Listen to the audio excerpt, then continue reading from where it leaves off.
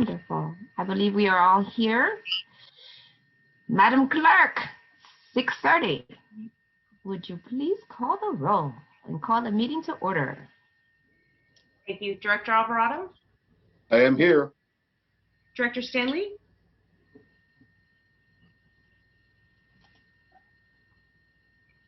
Director Stanley? Okay, we'll go to Director Weiner. Present. Vice President Cepeda.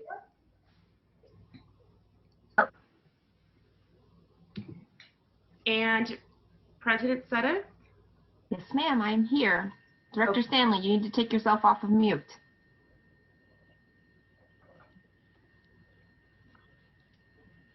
Okay, we can move on. Okay. All right, so we have a quorum. We've established that we have a quorum. And thank you so much. We have the agenda. Can we pull that up, please?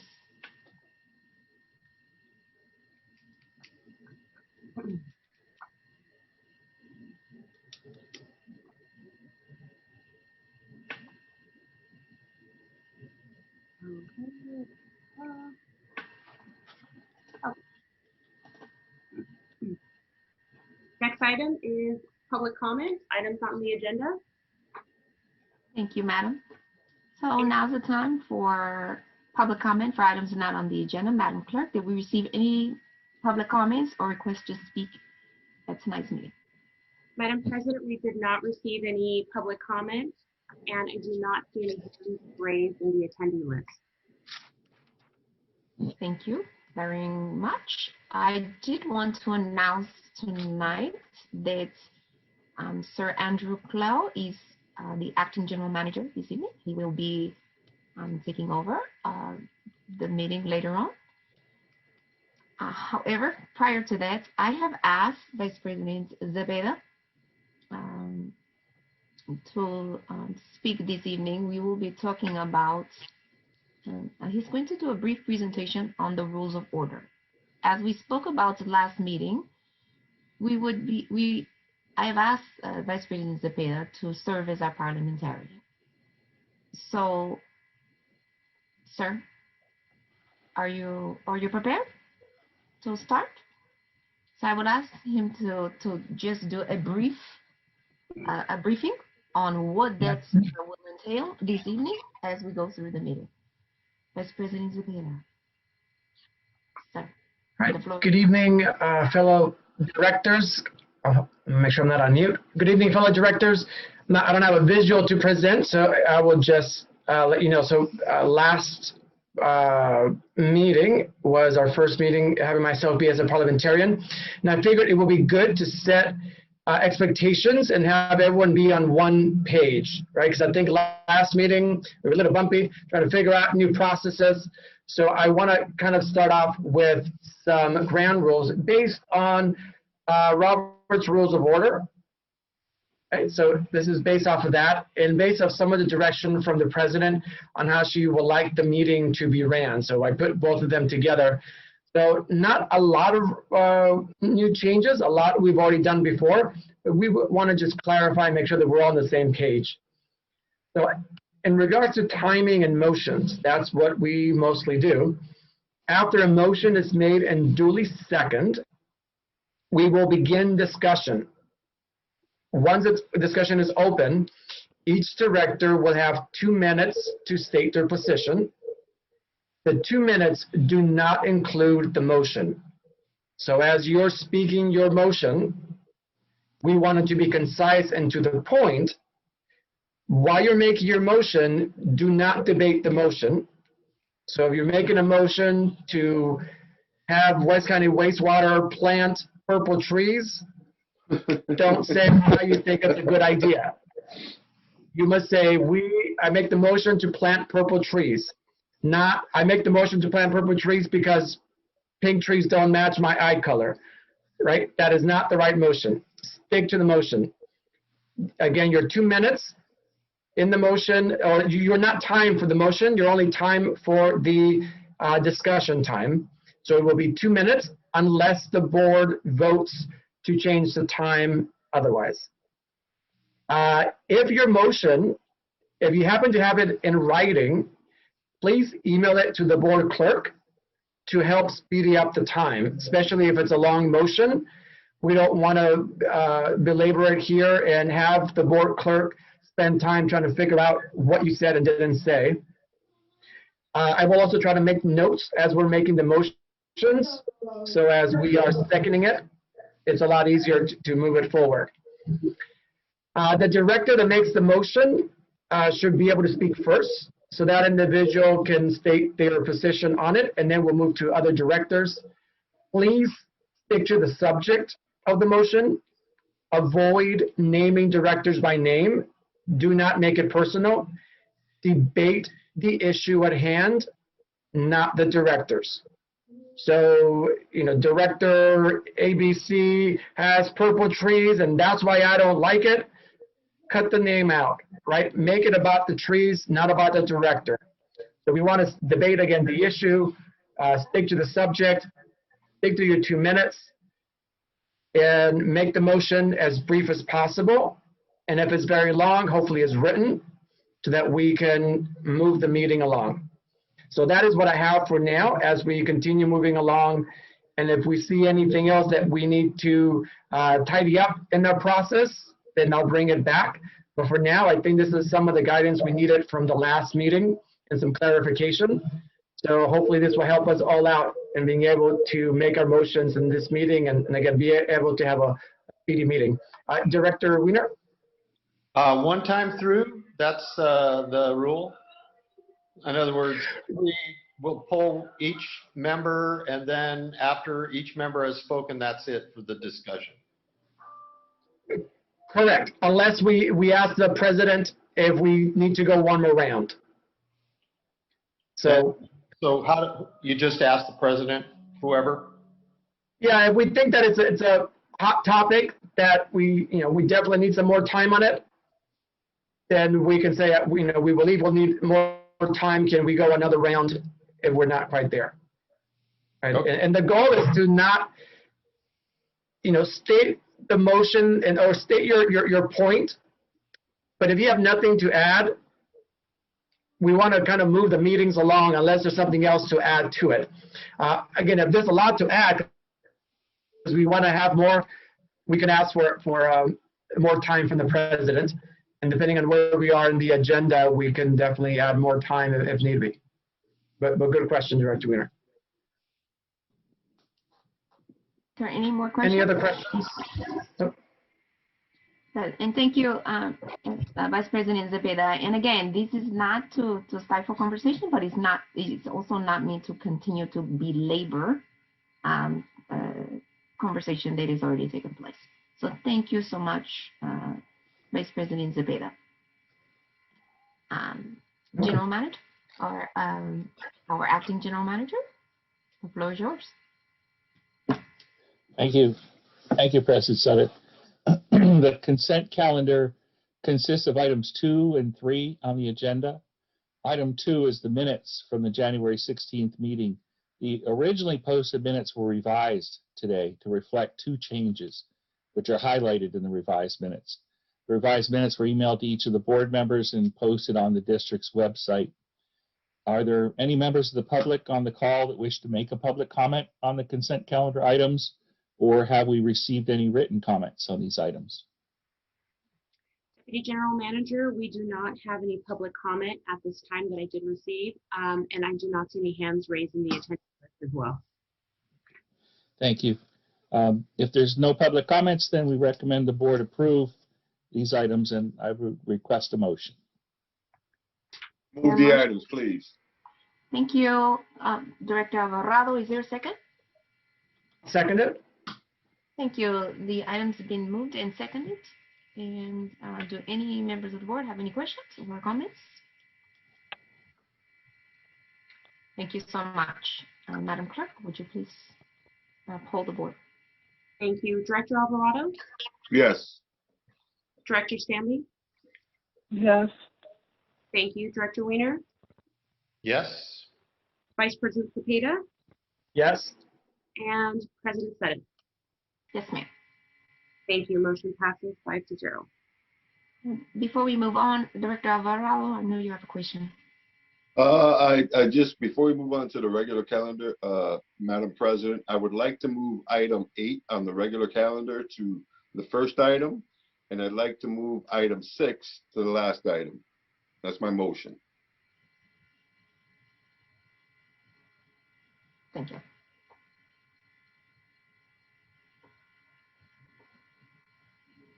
Do we have any objections to reordering the regular calendar? Can we see the agenda? I don't have it. Oh, I'll just, Item- I can state that item 6 is the Prop 218 training. It's a little bit related to item 7. And so I would just ask perhaps that we just move item 8, if it's the will of the board, ahead of that. 8 is the Policies and Procedures Amendment. Yes. And then 6 is the Prop 218 training, which is about fees and charges. And then 7 is a legislative update that includes issues related to Prop 218. Yes. So moving Prop 8 up to before number 4, Director Alvarado. So moving it next. I want to move up number 8, which is policies and procedures, I know you want to move number- it where? to number 4, Where to do you the wanna move first item on regular calendar. I'm not, Yes. you know, I don't really care about the 6 and 7. That's fine. They can go first and second, which is fine with me. Okay. And the reason So I'm we- doing this is because tonight is my wife's birthday, and we have reservations to go out. So I'm Yes. trying to make this as quickly as I can for her, for the family, because we got about 8 people meeting us. No problem. So if we move number 8 up and move 6 and 7 right behind it, and then we will have 4 and 5. So we'll go 8, 6, 7, 4, 5. Do we have any objections? I think, just to clarify the motion, I think David's motion was just to move 8 to top of 4, so it will be 8, 4, 5, 6, 7. That's And then- correct. But That's I correct, Vice reordered President it because Cepeda. I think it's important that he's here for the Prop 218 training. Okay, so I that's would a like all the substitute directors- motion? Yeah, I would like all the directors here for Prop 218. Okay, so there's a substitute motion to moving the calendar to being 8, 6, 7, 4, 5. Yes, sir. Sure, I'll take that friendly amendment. Absolutely. All right, so that's your, actually, that's a It's a all substitute. substitute motion. Yeah. So then, David, do you want to second that substitute motion from the president? Sure, I will second that. Thank you. All right, so we have a first and a second. We'll take roll. Okay, Director Alvarado, Yes. thank you. Director Stanley, yes, Director Weiner, yes. Vice President Cepeda, Yes. and President Seta. Yes. Thank you. Item passes 5-0. Thank you so much. So we will move to the regular calendar. And I will turn these back over to the acting GM. So Okay, I'm a little lost now. thank So you. Andrew. Thank you. And I'm not going to ask for any agenda items to be moved, but today's my mother's birthday. Well, happy birthday. Oh, happy birthday. Okay, sorry about that. Item 8 is an amendment to the board's policies and procedures. Certain of the changes presented to the board were requested by President Sutta, and others were cleanup items suggested by general counsel and staff. The most significant changes are, first, a requirement that board members appear by video unless excused for good cause by the president. And second, a clarification that moving a consent item to the regular agenda requires a vote. There were other various cleanup items that are set out in the red line attached to the staff report. President Sutta?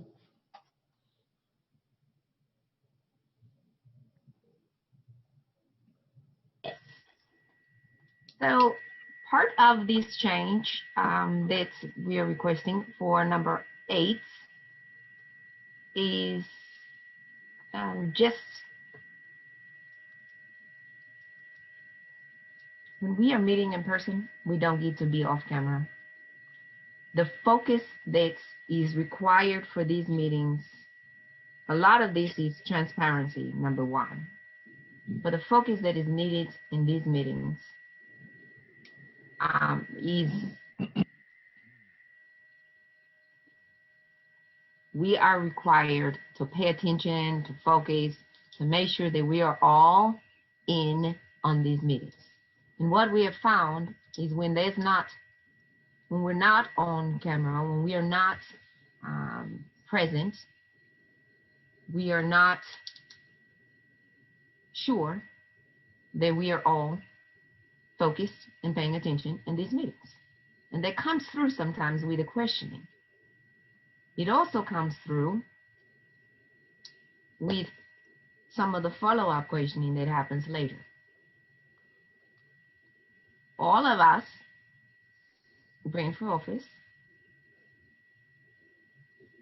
and I listened to all of our platforms with transparency and this need for public accountability and all of those buzzwords. And the thinking behind this video appearance is that doesn't go away because we are no longer meeting in public. The Brown Act does say that the governor's waiver of some of the stipulations of the Brown Act does not change the fact that we are supposed to be engaged in these meetings. And this is part of our accountability to our constituency.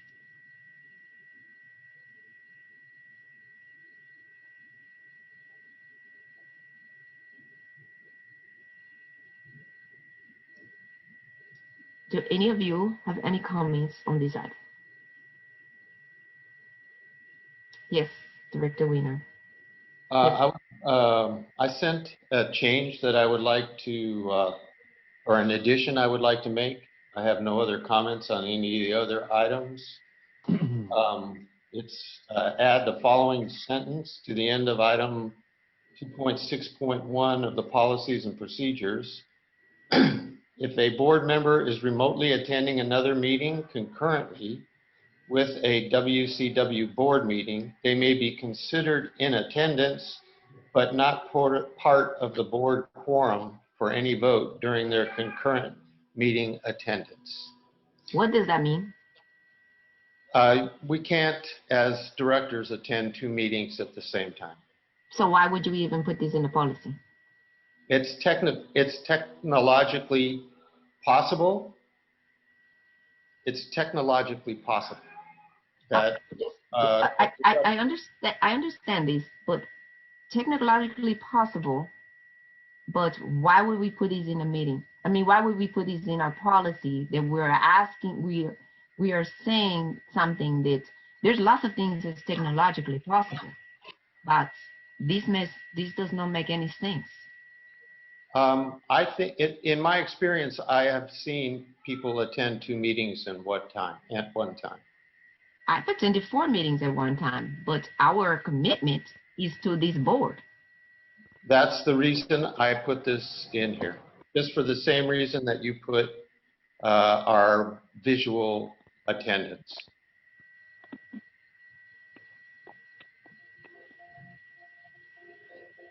So are you making a motion to include this? I am. Okay, so go make your motion. I made my motion. If a board member... No, you made a suggestion, so make a motion. Make a formal motion, please. I move to add the following sentence to the end of item 2.6.1 of the policies and procedures. If a board member is remotely attending another meeting concurrently with the WCW board meeting, they may be considered in attendance, but not part of the board quorum for any vote during their concurrent meeting attendance. I second.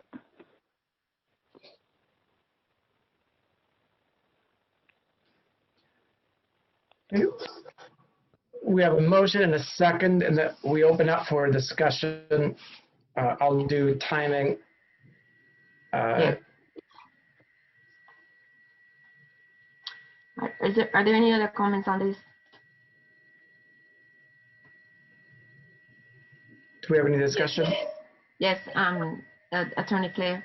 I'm sorry, I'm not a member of the board. I'm not entitled to vote, but I just wanted to point out that when I read this, I'm not sure how you can attend and not be part of a quorum. I'm not sure how that would work because attendance constitutes the basis for a quorum. Right.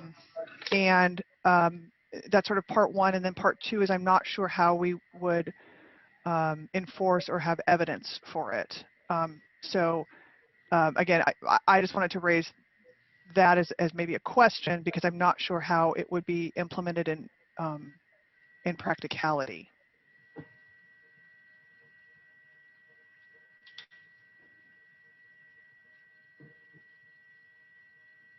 And again, I mean this with all due respect. I just was trying to figure out as I sat here right now looking at this on the screen, and hopefully you guys can all see this on your screen. I'm just not sure how it would be implemented or enforced. Madam President, I call the question. May I make a comment? Just a moment. Vice President Zepeda, you're controlling this. Yeah, so Director Wiener had his hand up to do the discussion. So we can do that. And then, David, if you want to close discussion after Harry, we'll take the vote to close discussion. Please. Harry, you had your hand up. Yeah, I would suggest that if a board member is attending more than one meeting, they are not paying attention to this meeting, and enforcement would be by the honor system. And in short, a board member should not be attending any meeting other than the board. If that needs to be restated, I so move.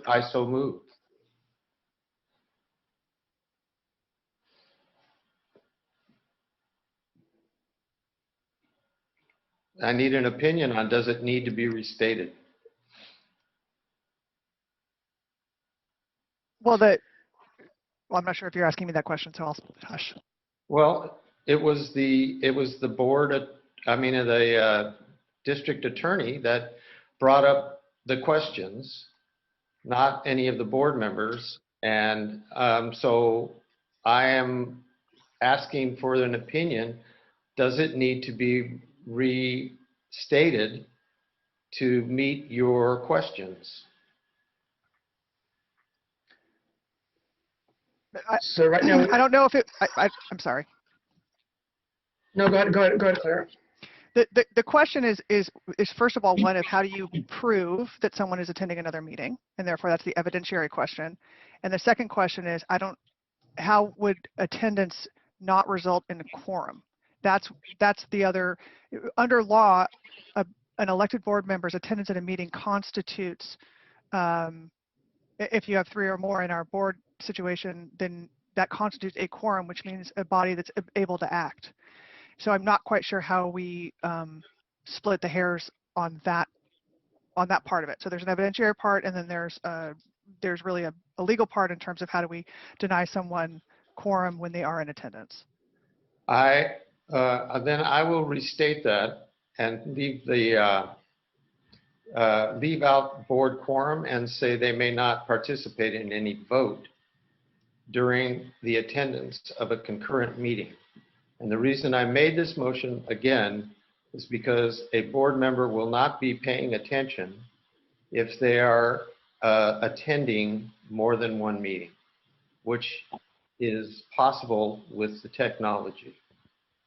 So if that clarifies your question, and also I don't think we need to have any regulation of the individual board members. They are aware that they're not paying attention and should act accordingly. I don't believe I need to monitor. So Director Wiener, so you're making a motion. Sorry, I'm going to step in here really quickly. So you're making a substitute motion to your motion. To clarify. So there's a first and a second. So now you're substituting your own motion. You're throwing a rock at me. I have to figure out how that one works, but we're going to go with it. So you're substituting your own motion, but you got to clean up what you're saying because it sounds like you're asking for some guidance from Claire, but Claire is telling us that she might not even know how this might be legal. but you can do the motion if you want to substitute something else. So you're saying the board members remotely attending another meeting concurrently with the board meeting, they may not vote. They may not vote during their concurrent meeting attendance.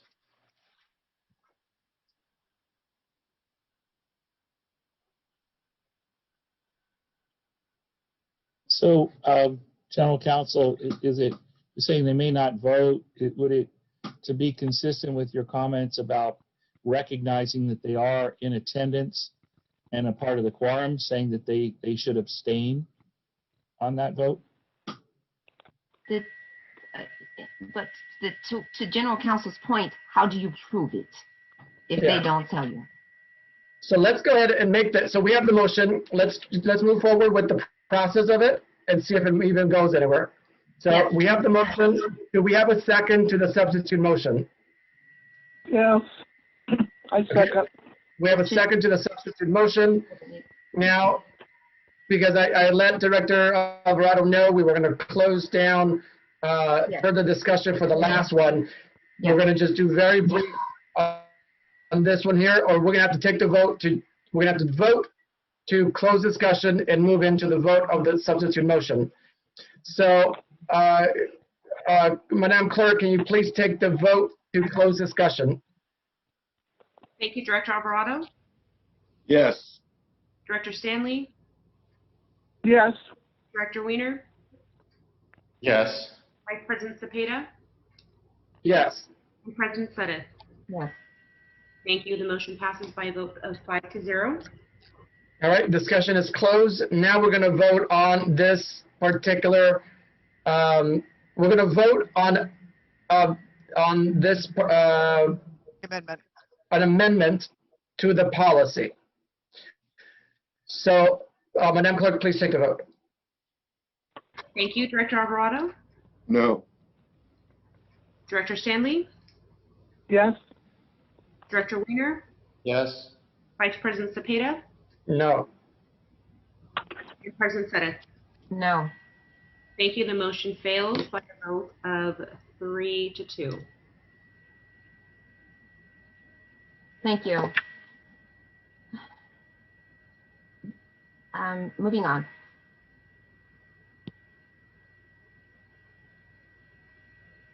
Yes, Director Alvarado. Can I make a motion to approve number 8 as stipulated? Yes, sir. Thank you.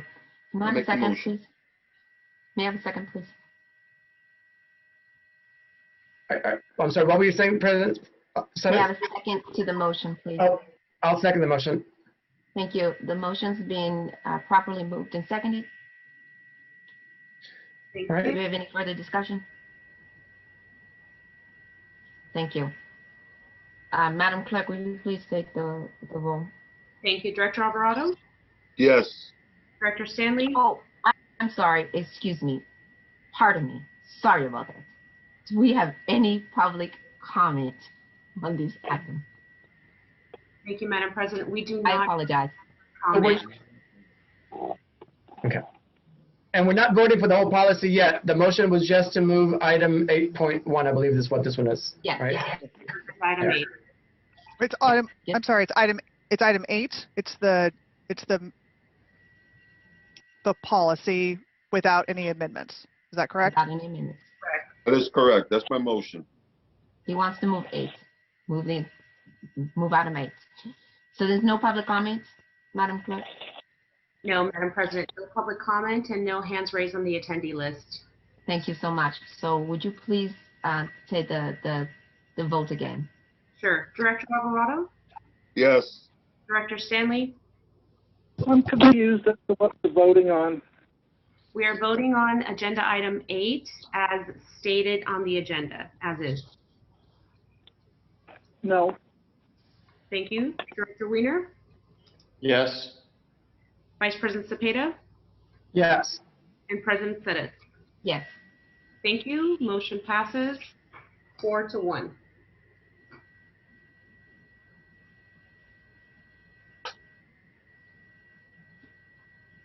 Thank you so much. Back. to you, Andrew. Yes, and now we're moving on to item number 6 on the agenda, which is a training on an important public finance law, Proposition 218. As Justin Lovell summarized for you last, we're beginning the budget and rate setting season, and we'll be presenting multiple finance items to the board in the coming months. Tonight's presentation is a basic overview of Proposition 218 and how it affects the way West County Wastewater sets its rates. Justin and General Counsel will be presenting. Justin, Claire, who will be starting off? I'll put up the presentation, and we'll go from there. All right, can you see my screen? Yes. Okay, great. Well, good evening again. So what we're going to be talking about tonight it relates to our public finance. So as a public wastewater agency, West County Wastewater must levy fees and charges in order to pay for the cost of providing the service of wastewater collection and treatment. Now, prior to 1978, public agencies had general taxing authority. However, Prop 13 changed that, and it limited the amount that any property can be taxed. As you're probably all aware, it's essentially 1% of the value of your property, and it can't exceed a certain number of percent per year. And the only way to exceed that amount, it was called the right to vote on taxes at law. The only way to exceed that amount is to go to the locality and to hold an election that requires a 2/3 vote in order for the people to tax themselves, in order to raise fees to pay for public services. That is only associated with certain types of charges. These are related to property.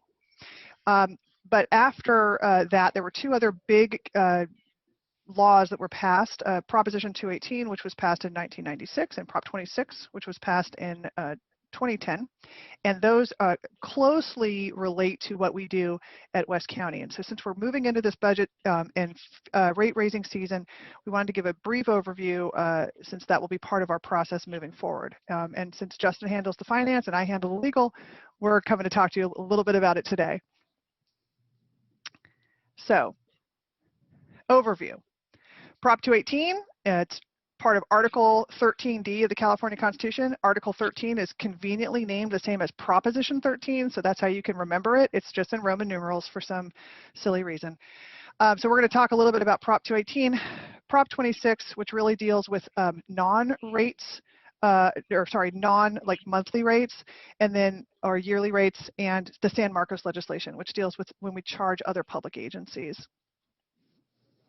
So Prop 218 establishes procedural, so that means how do we process these, and substantive restrictions on local government fees and charges when they're connected to property ownership. And that includes domestic and domestic retail wastewater collection and treatment. So the courts have determined that because you can't not pay your wastewater bill, because you can't avoid paying your water bill, and because you can't avoid paying your trash bill, that water, wastewater, and trash are all subject to Prop 218. And they are what's called property-related fees and charges. And that's what we charge when we place on the tax roll the charges for annual sewer service within West County Wastewater.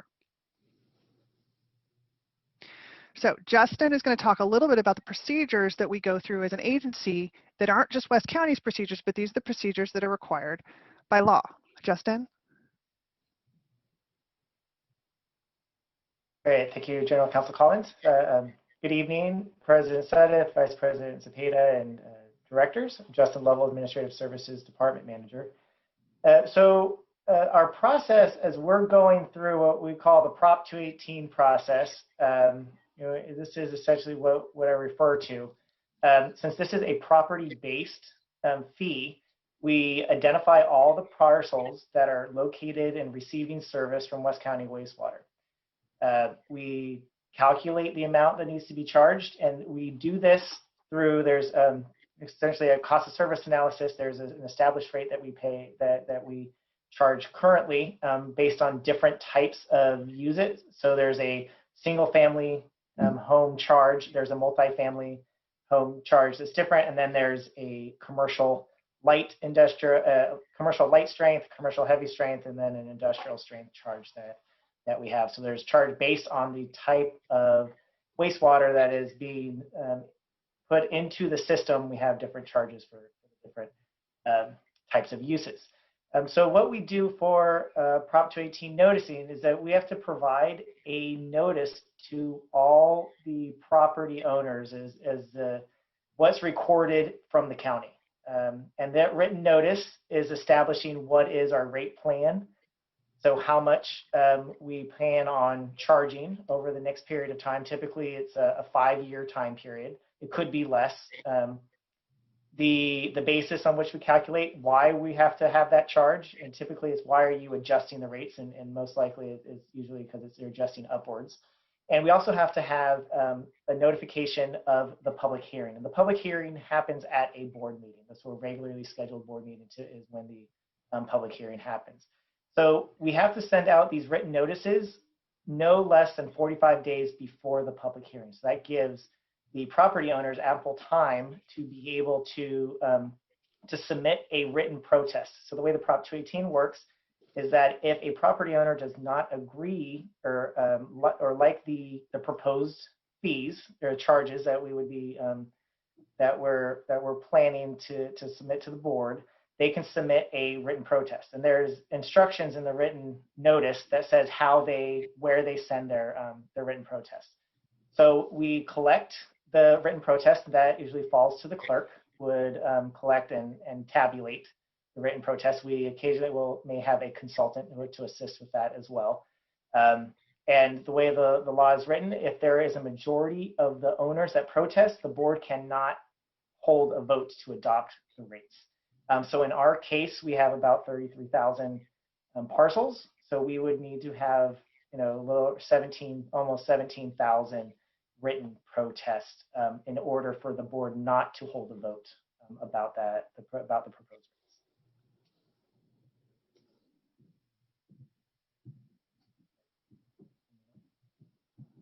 So that's the basic process that we'll be walking through with your board later this spring. I want to be clear, this only applies to water, sewer, and municipal garbage rates. These are only for retail services that are provided to people's homes. We're going to talk a little bit about the substantive requirements as well. Justin just talked about the process we have to walk through, and I'm going to hand this over to Justin again to talk about the substantive requirements, which is what has to be, or how are the revenues going to be built? How much can we charge people? Justin? Great, thank you. So our revenues, we can't just charge whatever we want without any kind of justification or reason behind it. So the way how we approach this is we hire a consultant, which we have done. So staff is earlier last fall, we went through an RFP process and selected a consultant that is assisting us in developing a rate case. They are assisting us with a financial forecast, and this information will be presented to the board next month.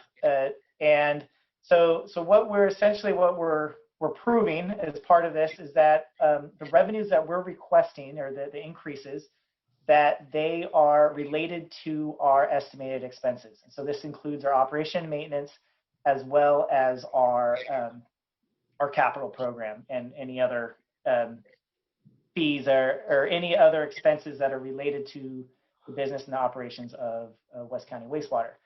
This could also be for, to make sure that we have sufficient reserves according to different policies. There could be, we have valid reasons to be able to have some money, have some cushion just based on cash flow needs.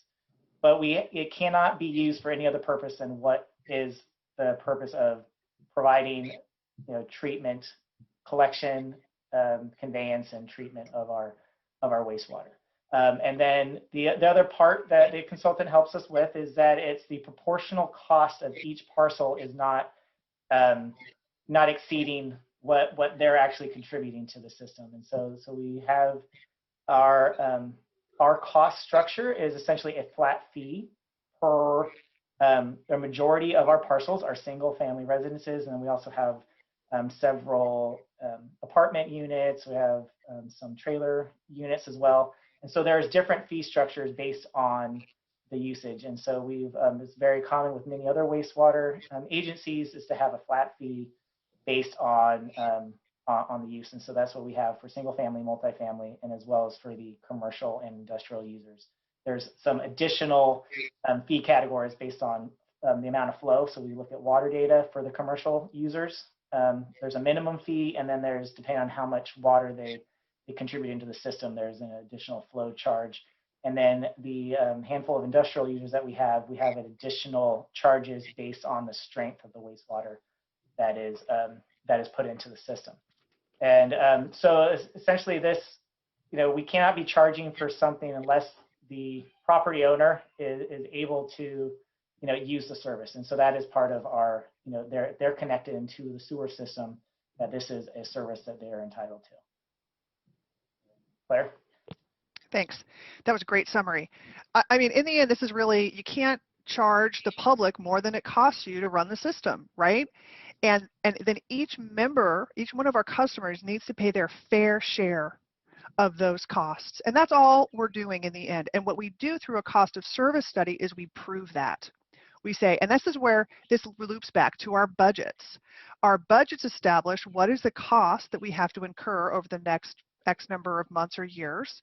And then we take that number together with our capital programs and our reserve policies, and then we go, here's the X number of dollars we need. And then we go back and we say, well, then what's the fair share for each of the members of our community to pay so that they're paying a reasonably approximate amount of what their burden on the system is. And this is the rule across the state. But it's very important, and this is actually what I devoted a lot of my practice to. And I'm sort of one of the leaders in the state on working through Prop 218 issues, which, if we get sued, can cost us a lot of money and can reverse our rate structure. So we are want to do this all right on the. It's going to be wider, so there's going to be trees in the middle. David, you may want to go on mute. So we want to make sure we get this right on the front end, which is what we'll be working on as we go through this process to make sure that the substantive requirements are hit and the procedural requirements are hit, so that we can try to insure against a lawsuit that would challenge those rates. I'm going to talk real briefly now about Proposition 26. So the rates and charges we were just talking about, those are the rates and charges that we assess against our customers on an annual basis. They're generically referred to as service charges because it's the cost of receiving the monthly or annual service. So we place an amount, once these rates are approved, we place them on the tax rolls and they're paid through the property tax process, but they are not a tax. They are a fee and charge, not a tax. And they occur every year. So every one of you, if you own a home, when you get your property tax bill, you will have a line item that will say West County Wastewater, and there will be an associated amount that goes with it. It is the most efficient and effective way for us to collect our fees and charges, and it is a blessing that the legislature gave it to us because it makes things a lot easier than sending out monthly bills. But the other types of charges we have are also bound by Proposition 26. And Proposition 26 is interesting because it actually has a lot of the same earmarks as Prop 218 in terms of paying your fair share, but it doesn't require a notice protest process. So, and it applies to a different set of fees. So this has a substantive restriction, and you'll notice it does not have the procedural restriction that Prop 218 has. So some examples of types of fees that we charge that are Prop 26 fees are our connection fees, which is the cost to either connect to our system or to place a greater burden on the system. So that might happen when, let's say, you have a single family home and it gets redeveloped into, let's say it goes from a single family home into a 6 apartment complex. Well, there's going to be more wastewater that comes from a place that's housing 6 families than a single family home that's housing 1. So you would see a change in the connection or capacity charge that happens then. More dramatic is when you take, let's say an undeveloped area which has nothing and it goes to becoming, let's say, a manufacturing operation, then you're going to have a big connection fee. Those are governed by Prop 26, and there you just have to have a cost that's still a fair share cost, but you don't have to go through the noticing and protest procedure. Same thing with our various permit processing fees, inspection fees, etc. So here, just basically, I'll talk again about fair share. The substantive requirements are that they're only charged to people who benefit. Oh, I'm sorry. That it doesn't exceed the total cost of the service when you put them all together.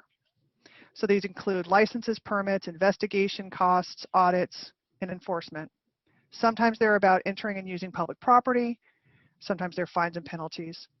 And then some of the charges have crossover with Prop 218. Real quickly, I'm just going to talk about the San Marcos legislation. This is something that a lot of folks don't know about, and we don't have this issue here in West County, but a lot of other agencies prior to the San Marcos case, public agencies decided not to charge other public agencies for service, and that was determined to be unconstitutional. The San Marcos rule basically says that when a public agency provides a utility service, including wastewater service, to another public agency, it can charge for that. So if West County is providing sewer service to San Pablo City Hall still has to pay its fair share of those costs. Even though San Pablo City Hall is a public agency like we are, we need to allocate those costs to that city as opposed to, say, Richmond or the county. Again, though, we still have these fair share requirements. It can't exceed the reasonable cost of the service.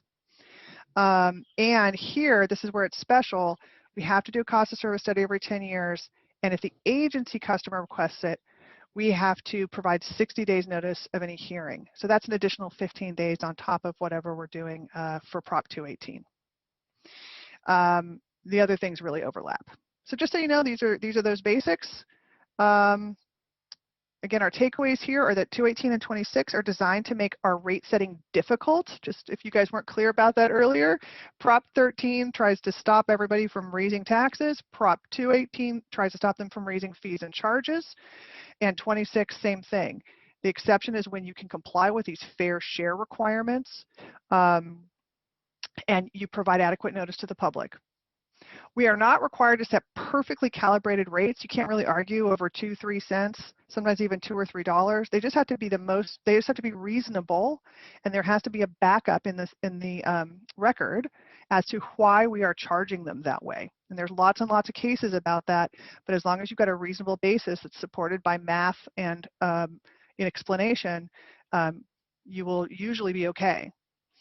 Courts usually defer to agencies when we do make that good faith attempt and we document it. That's through the thing that Justin was mentioning before, the cost of service study that we're undertaking right now and that we will present to your board this spring.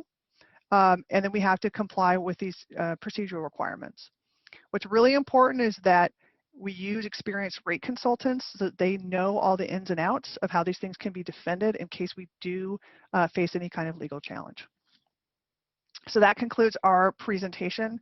And I'm sorry I talked more than Justin, but if you guys have any questions on this process, we invite you to either talk about it now or call either of us, because it is a really critical aspect of our service to the community as an agency.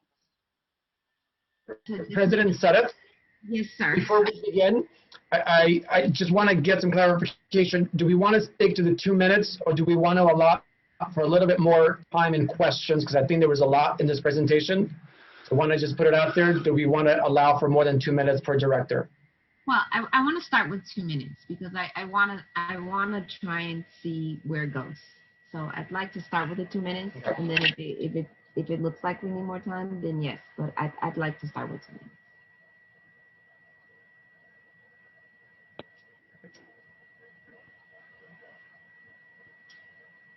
Yes, Director Wiener. So I hear a lot of talk about fees being another way to raise taxes. And apparently from the discussion that we've just had, that is not the case. It only pays for the service rendered for the fees. That's correct. And that's good to know, and I'm glad the public has just been informed of that. Thank you.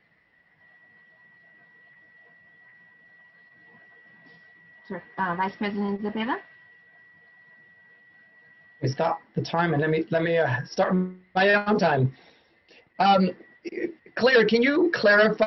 I believe I heard you say that we can do a 1% increase based on Prop 218. No, I'm sorry. Everybody is already charged on their property 1% plus, I think it's a 2% max per year increase, okay, on the value of your home. So if your home is worth $100,000, you can be taxed up to $1,000. That's the 1% plus any additional taxes you voted for in your neighborhood, in your area, okay? And that amount can only increase every year. So let's say your house increases by a huge amount because the market's gone wild. The limit of the increase for the assessor's purpose is only 2% per year. Okay, so that's the limit. And this was intended to protect pensioners so that if their house appreciated a lot over time and they became on a fixed income, that they would not have to pay a hugely higher property tax as they in their retirement. We can raise our fees and charges as much as we want, as long as we can substantiate the basis for it.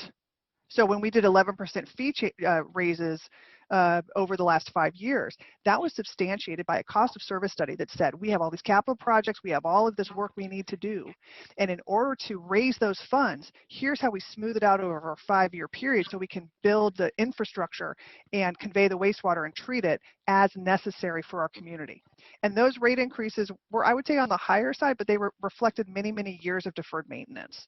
So we don't have a limitation except that it has to be associated with the cost of providing service. So you're saying that for Prop 18 then, and if we go this way, we can increase it more than 2% per year? Yeah. Without having to go to the taxpayers? Correct. As long as we increase it by 10%? Okay, so we can increase, well, and let me just be clear about 2 things, and this is why there's a notice and protest process. We're going to, using these cost of service consultants, and Justin, jump in on this if I misstate any of this, but we're going to use these cost of service consultants who are going to look at what's our cost to pay for labor? What's the cost for our insurance? What's the cost for our chemicals? What's the cost for all of these things that go into your budget every year, right?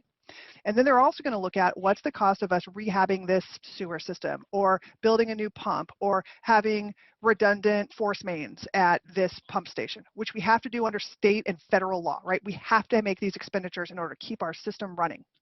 We're going to calculate with Justin and his department's help and this cost of service consultant. We're going to say, here's what our costs are next year, the year after, right? And then we're going to divide it out by all the folks in our system.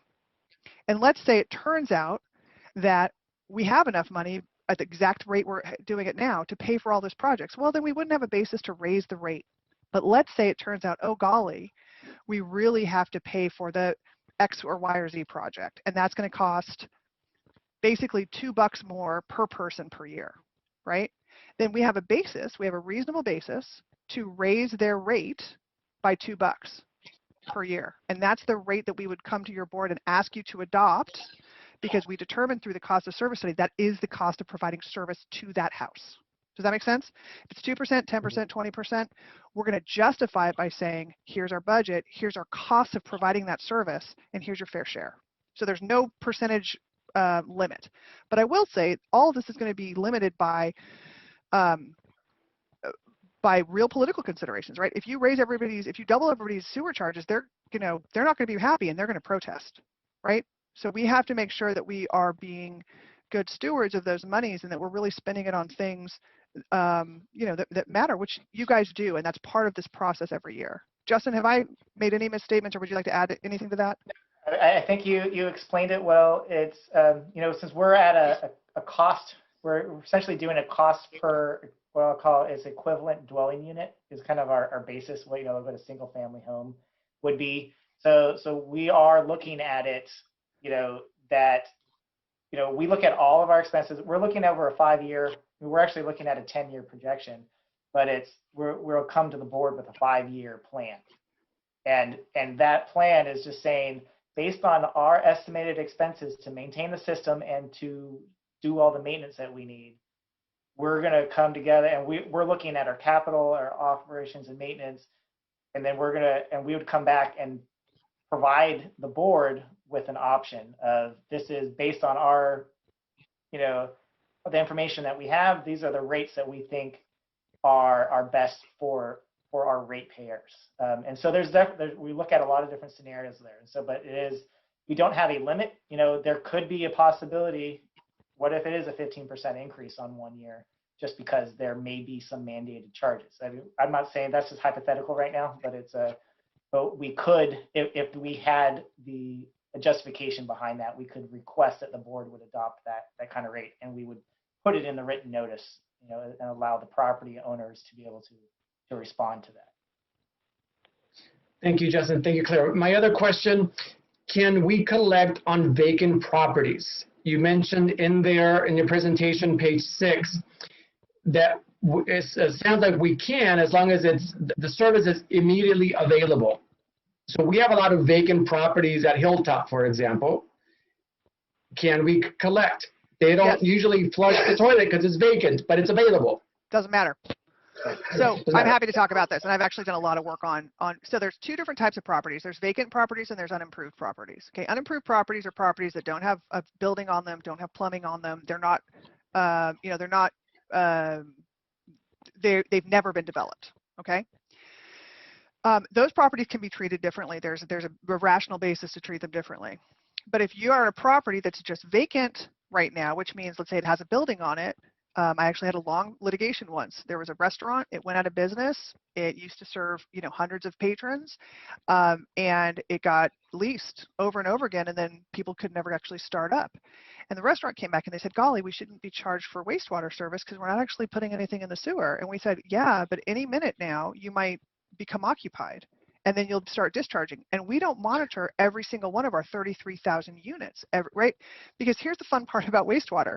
Wastewater doesn't have a meter, okay? So in your home, all the other utilities you receive, water, power, gas, right? There's a meter, and it counts how many units you're using, right?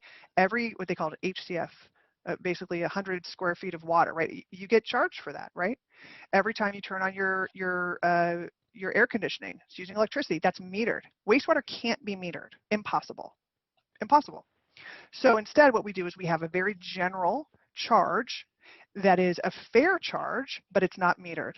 And so we say you have the opportunity to be connected at any time. So that immediate availability is legal under California law to charge for, because they could become occupied at any moment. And that's the reason why it's legit. If there's never been any connection on there and they'd have to pay a connection fee to get connected, then there's a valid reason not to charge that parcel. Thank you. And then is there, what constitutes as majority of owners? I know, Justin, you said if we have 30,000, right, the majority would be 50,000 plus, but some owners own multiple lots, right? So they send one letter and maybe they own 10. Are we counting them times 10? Or is that just one letter? How are they going to be? It's per parcel.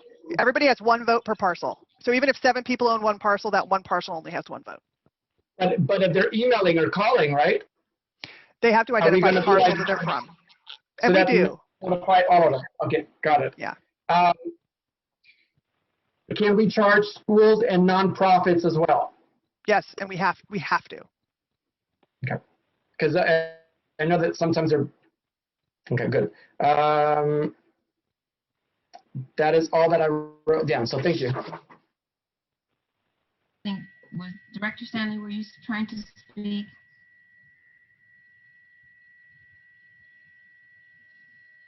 Oh, no, I was not. Thank you, though, for asking. You're welcome. Director Weiner? Yes, I see your hand. Thank you. I just wanted a clarification. So Director Cepeda asked about a vacant parcel. What about an abandoned parcel? How does that? Same. So they won't pay, but there will be a bill. Absolutely. It's just like you would have property taxes, and it may escheat to the state. I mean, the property may just default to the state if they don't pay their taxes long enough. But there's very low occurrence of that. It's a very high collection rate by being on the teeter plan, which is being part of the collection on the tax roll. It's an amazing value we have by being able to do it that way. Thank you. Thank you. Director Alvarado, I know that you're dropping soon. Did you have any questions? I do not. Thank you. Thank you so much. All right. President, I did have a question. Go ahead. President Sutter. Go ahead. Okay, sorry. I heard some static and I wasn't sure if you were hearing me. Yes, ma'am. At who decides, who decides what things, we have this $100 million approximate unfunded capital improvement projects. Who decides what things we move from there to this Prop 218 need for money? Who decides that? If I may, I could start with that answer. So I mean, as staff, we look at all of our needs and resources.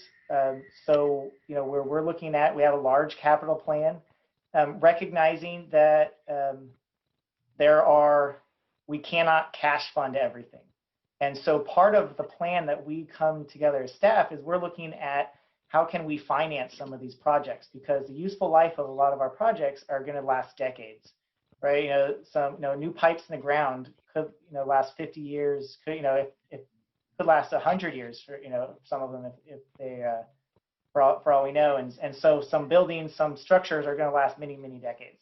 And so what we do as staff is we look at what can we afford paying through cash. Some really large projects by themselves, we're not going to be able to, we don't think it's fair to make current ratepayers pay 100% of that. And so we will go and look at other ways of financing projects. And so that will be going to the state Water Resources Control Board and trying to secure a state revolving fund loan, which the West County Wastewater has 4 of those over the last several years have secured SRF loans. And another option is we can look at the open market and issue debt, through bonds, and that is something that staff that we're looking at currently, and we will be going to the board in the near future to give you more information about what that process looks like. And so we're trying to, in an effort on staff that we don't want to have rate spikes necessarily either. And so we're looking for different strategies as a way to smooth out the rates, and one of those to pay for these large capital projects is through issuing debt. And a quick follow-up question, if I may, Madam President. Yes, ma'am. Do we as directors have an obligation, especially with the pandemic and people not as employed as the West County wastewater employees are, do we have an obligation to concern ourselves with people who are in dire straits and can't afford this? Should we as a board concern ourselves with putting off, for example, raising rates for a year to see if the pandemic will turn out, or if it turns out to be the new normal?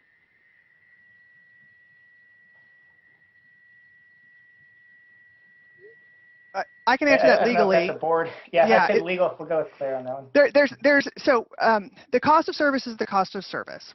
The board always has the option to defer projects, to choose different projects, and to change its expected expenditures. And that's all part of your capital plan. And then your O&M, you really don't have a choice. I'm going to be honest. You have to keep your system working. You've got to keep treating wastewater. You've got to keep all the sewer running, and you've got to keep the sewage in the pipes. If you don't, it's a violation of both state and federal law. And so you have to provide for that. The board always has a choice as to how much it wants to be, I guess, aggressive on its capital plan. But there's another part of this, which is you cannot pick and choose who pays for that. Everyone has to pay for that in their own fair share. So under Prop 218, there is no way to give rate relief to certain owners and not, or parcels, and not to others. It has to be based on, let's say, income. It has to be based on the actual cost of service. No, I understand that. Previous boards have prided themselves on not raising rates, and that's part of the reason why we're a little bit behind on some of our capital improvement projects because we inherited the outcome from those decisions. My question, I guess, to narrow it down more is, do we have a duty of care as directors to say, maybe we should slow down for the next fiscal year, for example, just to give relief to all of our ratepayers because there's a pandemic? Do we have that duty of care as long as we're being responsible in doing what we need to do to keep our district running and repaired and whatever else we got to do?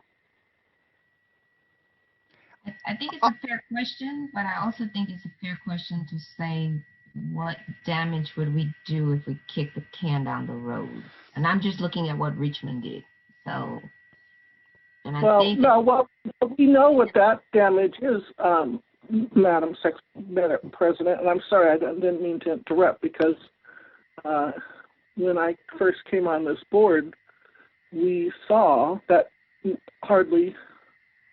not enough capital improvements had been done. And so we have we have $100 million of unfunded capital improvements right now. So I'm very aware of that. I'm just, I think my question is getting answered, is that we don't have an obligation, and we decided as a board that we did. So thank you.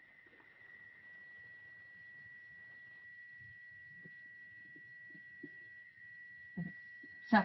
Are there any more questions or comments? Oh, go ahead. May I ask one additional one? Is there a difference between parcels? So if we have a parcel that's a park versus a parcel that's potentially a new building or a vacant lot or whatever, what happens to parks? Are we also taxed? If they have toilets, they get taxed. What if they don't have toilets, they don't get taxed, or they don't get charged. Let's be clear about our wording here. It's not a tax, it's a fee or charge. If it's a park and it has flushing toilets, then it should get charged just like any other public facility would get charged. It's about whether they have an actual, what we would call a hookup to the system. Okay. And so they're connected to the system, then they will be charged. But you could have a large parcel, a park, and it just has one connection for that one, bathroom on the facility. They're only going to be charged for that. It's not like a stormwater fee where they're charged for the area of the park. They're charged for that one hookup. Right. It's not based on square footage at all. I shouldn't say it that way. In some cases, when we make some in the commercial context, but it's not based on the value of the property. It's really based on what's the cost to serve that property. So if that park has, a bank of 50 toilets, it will pay its fair share compared to something else that might have fewer. Perfect. Thank you. That is it. Thank you. Thank you so much. Madam Clerk, do we have any public comments on this item?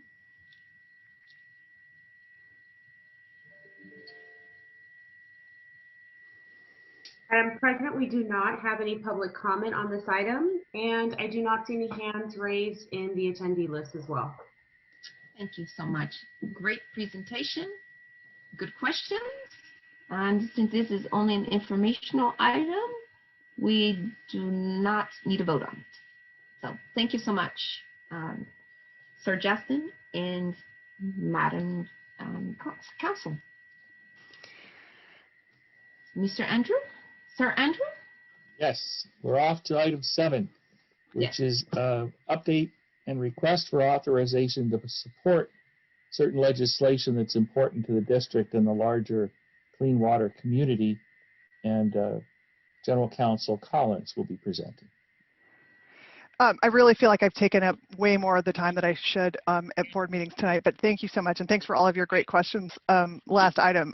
Prop 218, I'm a total nerd about, and that's what we're going to talk about a little bit more on this legislative item. So thanks for, and especially, I know Director Alvarado wants to enjoy his wife's dinner, but it's important because the two pieces of legislation generally I want to talk about real quickly And the general managers asked me to try to help monitor legislation because I'm involved in it in a lot of different ways across the state. So there's really two issues that were placed on the agenda for your consideration that have to do with supporting legislation. The first is Senate Bill 323. This was authored by Senator Ana Caballero. She's, or maybe it's Caballero, but I think it's Caballero. She's out of Salinas. This is a really important bill that honestly I helped write. So it's another reason why I really want you to support it. I mentioned before that under Prop 218, public agencies get sued, and they get sued regularly. And I'm currently defending 4 agencies in a giant class action lawsuit where ratepayers have sued 81 separate water agencies across the state for a violation of Prop 218. It's very expensive. It's very time consuming for staff and for the attorneys. And it's really, in my opinion, it's not good for anyone. And what we really want to do is we want to minimize the opportunities for the public to sue public agencies who already have to go through that Prop 218 process that Justin and I just described. As you could tell, there are a lot of steps in that process, and we're required to show our work every step of the way to show that the costs are appropriate for each of the parcel owners when we're providing them with the service. Unfortunately, what's happened is a lot of plaintiffs and petitioners' lawyers have realized that they can get a payday out of suing public agencies under Prop 218. Because Prop 218 has an attorney's fees provision that says if you successfully sue a public agency, not only do you get them to return part of your fees potentially, but you also get the value of your attorney's fees for suing the agency, which is just a giant insult because you as an agency have to pay your attorneys to defend you, and then to pay these other guys' attorneys is really difficult, right? It's a bad thing, and right now we're talking about potentially tens of thousands of dollars into the hundreds of thousands of dollars to defend Prop 218 lawsuits, which are very, they're sort of esoteric and they're complicated. So because of this giant class action lawsuit that we're defending right now, and it's me and it's 80 other attorneys that are trying to defend this case, Senator Caballero saw that it was a real problem, and she introduced this bill, Senate Bill 323, and as it's stated in your in the staff report, what it does is it essentially sets a statute of limitations that's only 4 months long, which is fantastic because right now the statute of limitations can go out for years. And so we have agencies in this lawsuit that adopted a rate 5 years ago and are getting sued now. And they're being asked to return funds and being asked for attorney's fees. If we had a 120-day statute of limitations, then the plaintiffs would be limited to that 4-month period of time. And after that 4-month period, the 120 days, they would be prohibited from suing a public agency for this reason. That would give us a lot more certainty as we move forward with our fees and charges, that we wouldn't have to worry about getting sued later on and then having to reverse our rate approach. We have worked with the Association of California Water Agencies, and it is sponsoring the bill. I believe that CASA will also sponsor the bill, as I'm assuming will CSDA, the League of California Cities, and the California Association of Counties.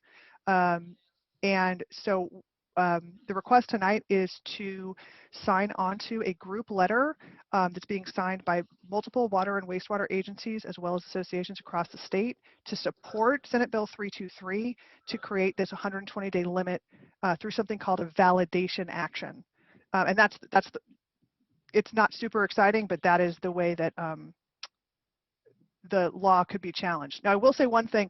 Our connection fees are already subject to a 120-day validation law. So the charges that we charge folks to connect to our system or to expand capacity, they're already 120-day statute of limitations. It's only our service charges, the ones that get put on the tax roll every year that we were just talking about. It's only those charges that would be subject to this, and it would basically make it consistent with the rest of our charges. So the letter's up on the screen. Thank you so much, Madam Clerk, for doing that. And so the first part of this is asking that you support Senate Bill 323 and authorize basically the general manager to sign this letter of support. The second issue is not related at all, except for that it's dealing with potential legislation, and that is that last year, and we can scroll down on this, Madam Clerk, CASA supported labeling laws that would require wipes to be labeled as not flushable. The whole wipe industry has started saying, oh, we've got these flushable wipes, and they get flushed down the toilet, and they get stuck in our sewers, they get stuck in our pumps, and they wreak havoc on our systems, especially when they get combined with fats, oils, and grease, and they create fatbergs, and those create backups in our sewer systems, and they create overflows, which is what we're always trying to avoid. So the other request tonight is that the board support any forthcoming wipes labeling legislation. We're expecting it in the state any day now, as soon as we get a number and it's introduced, and to also support any concurrent federal legislation. It won't prevent the wipes from being made, but it's trying to get them labeled so that people are less likely to put them in our sewer system and wreak havoc on our pipes. So that's the request that's being placed before you, and that concludes my report. If you have any questions, I'm happy to answer them. Thank you so much. And I will take any members of the board have any questions or comments at this time, and I will just say that I personally am very thrilled to see both of these, but especially the non-flushable wipes. Anybody who knows me knows that that's one of the ones I want to see passed very quickly. It's a personal passion of mine. Director Weiner. Do you want a motion on this? Yes. I move we support the motion. I second the motion. It's been moved and properly seconded. Do we have any questions or comments from the board first? Yes. Vice President Zubeda? Thank you. For SB 323, can we get sued 4 months or 120 days? Is it from the last increase or from when it was first set? So if today we vote on a new increase, do they have 120 days to sue us from today? And then can they go back and say, well, by the way, the last one you did 2 years ago also was messed up, wrap it around into one big one? No, it would just be the new increase. It would just be, hopefully, it would just be the delta between the old rate and the new rate. And then what will be the effective date? So if there's pending litigation for someone suing an agency right now, and this goes into effect, does that kind of stop it and say you can't sue anymore for anything in the past? No, this would be prospective, and if adopted and enacted, it would become effective January 1st, 2022. Thank you. And then my last one's in regards to the wipes. What is the chance that it will pass and get signed by the governor? Do we know that? I think there's a lot higher. Look, everybody, all they were dealing with in the legislature last year was COVID. And the year before that, the only thing they were dealing with was housing. So I think now that they kind of know how to operate in Sacramento a little bit differently, I think we have a better chance. The biggest obstacle to getting this passed for a long time was the opposition of the wipes industry, which shockingly has a huge lobby. But it's Johnson & Johnson, it's these big manufacturers. So once we got past that and we were able to get sort of concurrent language concurrence with the industry, we've got people who are willing to carry the bill. It's just really an issue of, if COVID doesn't, just dominate everything again this year. So I think we've got a higher probability now, and we've got some momentum on the federal level as well. Thank you. No more questions. Good presentation. Thank you. Thank you. Director Stanley, your box lit up. Did you have a question? No, I was just getting ready to vote. Oh, okay, give me 1 second. Madam Clerk, did we have any public comments on this? No, Madam President, we did not receive any public comment for this item, and I do not see any attendees that have their hands raised for public comment as well. Wonderful. So would you please call the roll? Thank you. Director Alvarado? Yes. Thanks. Director Stanley? Yeah. Director Weiner? Do we have a second? I don't recall hearing a second. Alvarado, seconded. Okay, great. Thanks, Dave. Then yes. Vice President Cepeda? Yes. And President Sutton? Absolutely, yes. Thank you. Motion passes 5-0. Thanks very much. Wonderful. So Director Alvarado, that was the last vote. Enjoy your wife's birthday. Thank you so much. I appreciate that. I'll let her know. Bye-bye. Thank you. Thanks. Okay. Back to you. Yes. Andrew.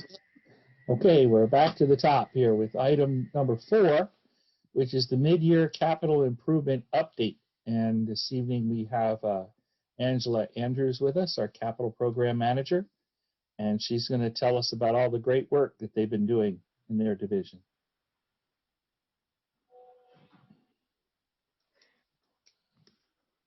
Thank you. We're going to start off with Michael at the beginning. Uh-oh, okay. Good evening, everyone. Michael Savannah, the Infrastructure and Planning Department Manager. And as Andrew stated, I have Angela Andrews here with me. She's our Capital Program Manager. We are going to give you an update on our capital plan, our capital program. Do we have the presentation, Brenda, or should I run it here? I have it. I'll share my screen. Thank you.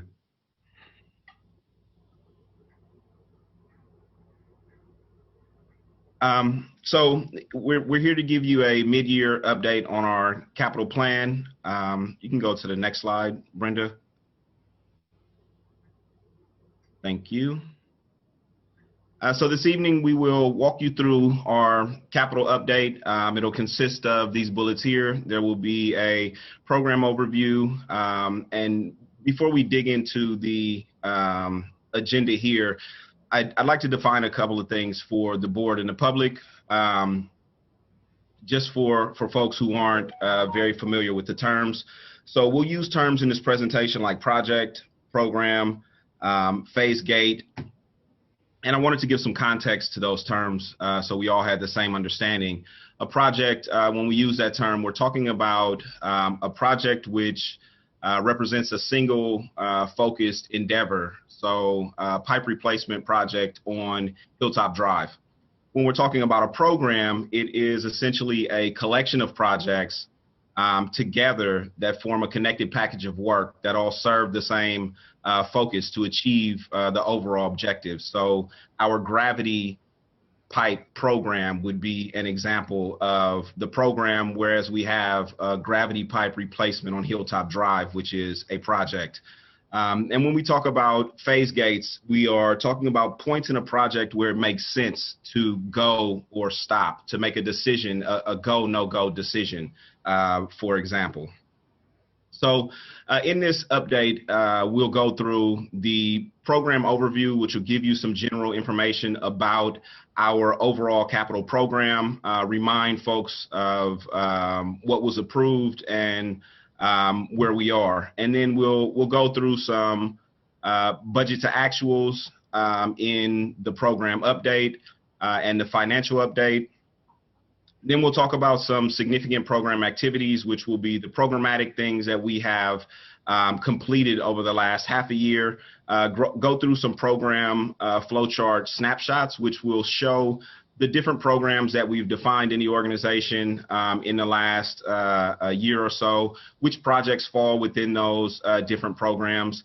We'll look at some of the phase gates to help the board and the public better understand how we go from one phase of a project to another phase. And then we'll jump into the next 6 months of project activities that we expect to have, give you a view into the projects that are coming, the projects that will be closing, that sort of thing. And then we'll go into the next six months of programmatic activities and some of the things that we plan to develop programmatically. And then we'll open up for questions. We received a couple of questions before this meeting. We'll try to address some of those at the beginning of the question section, and then we'll open up for questions from the board. Next slide, please. And I'll turn over to Angela to take you through the update.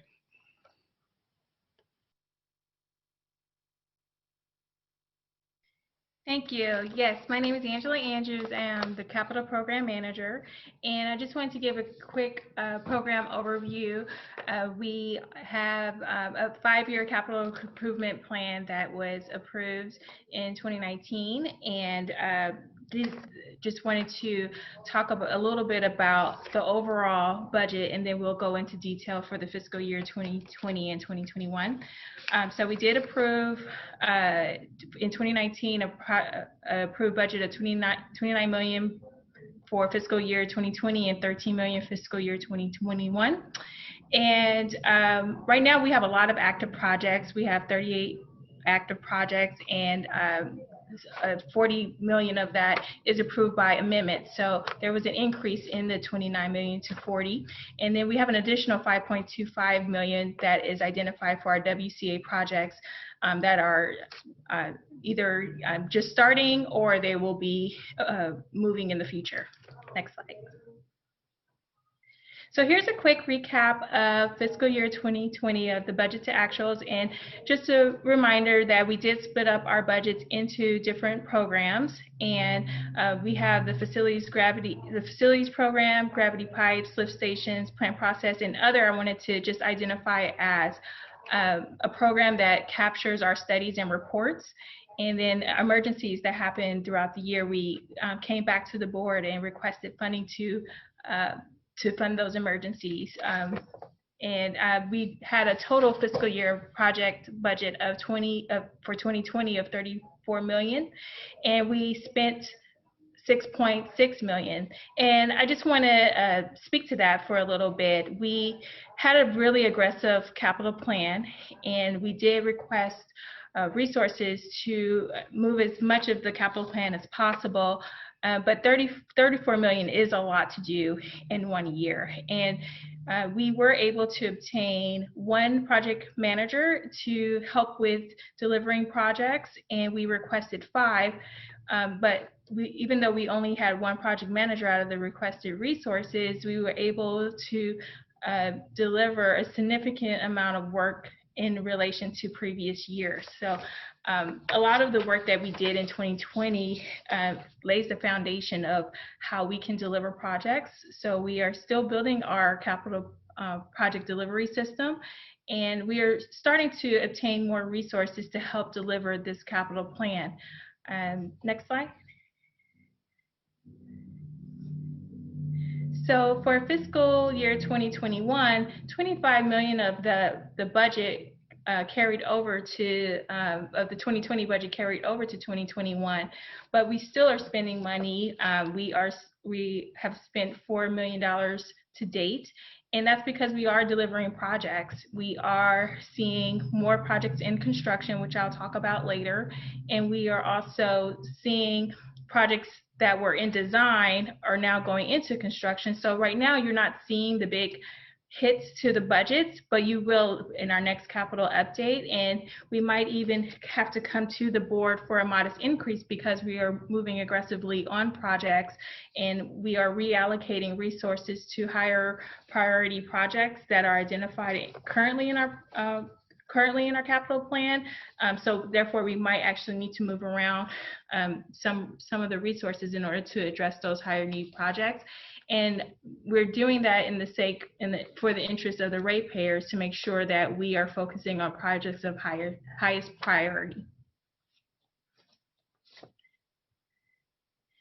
So here are some of our significant program activities. We are continuing working on our project delivery system. We are actually beta testing a lot of our delivery system and working with project management plans while we're delivering projects. We also have just released an RFP and received bids to obtain more project delivery support. As I stated before, we only obtained one project manager, but we will be acquiring more of these resources to support our capital managers, and it will be construction managers, project managers, and inspectors who will help us on the ground. These are the boots on the ground that actually deliver these projects for us. So we will be obtaining those resources, and in the midst of that, while we are delivering projects, we are also making sure that we are connected to the community, and we are refining our community outreach and engagement standards. And that's not just with working with our community and our residents, but also with our neighboring public agencies. We are doing more coordination prior to our projects and during our projects, just so we can capture some of those efficiencies if we were to work together.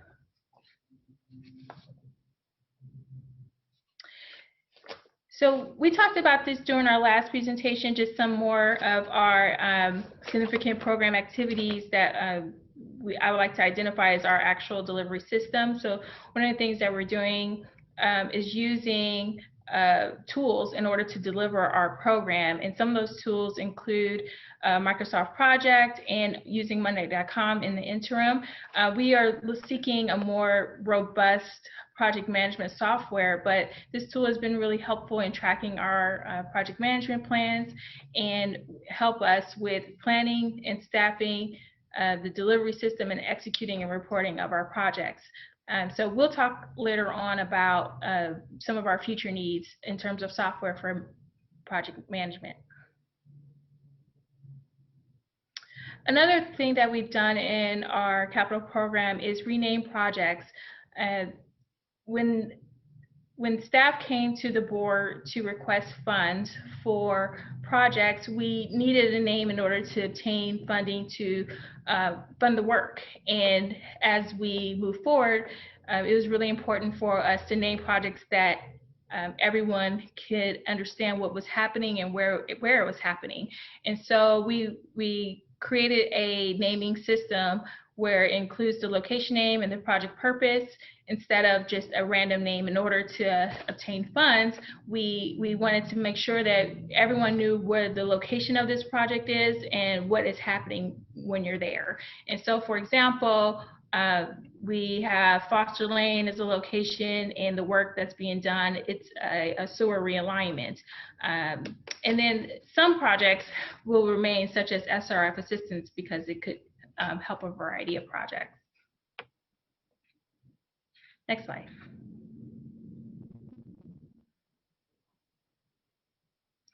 So current projects program phase. This is a really important slide because it shows that majority of our work is actually in progress in some phase.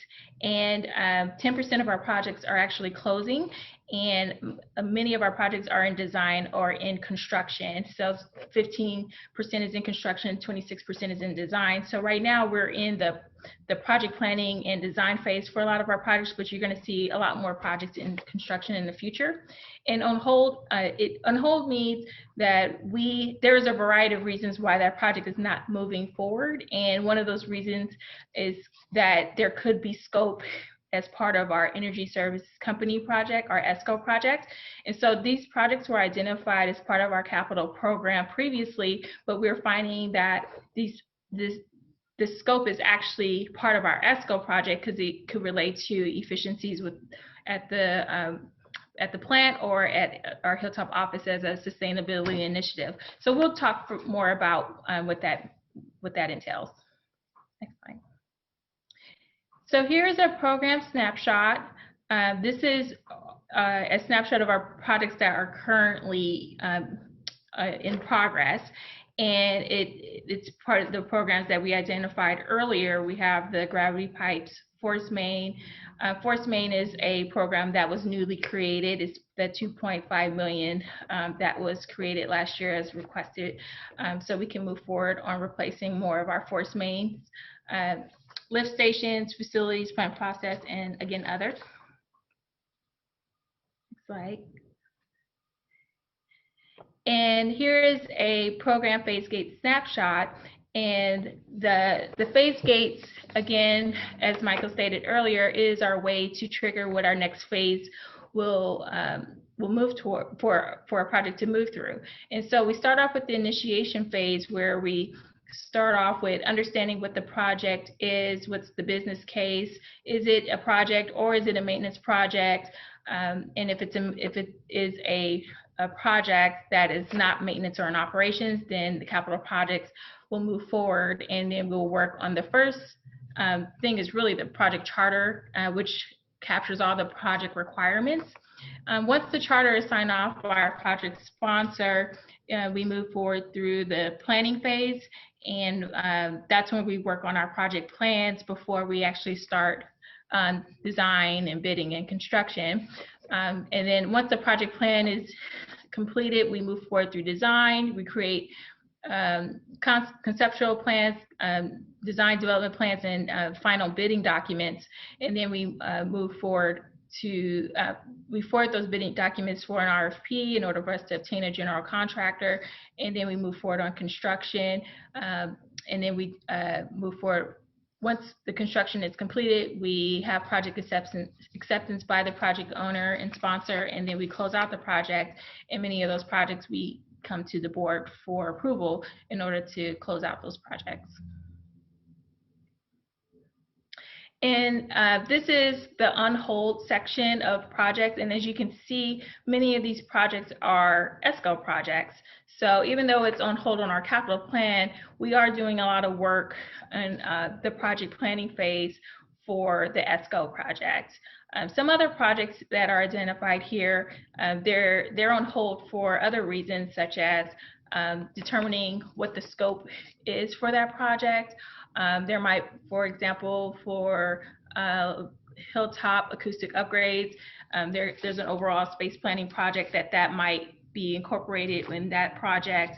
And there are other reasons why they're on hold, but they're compelling reasons. They're not just because the project is delayed.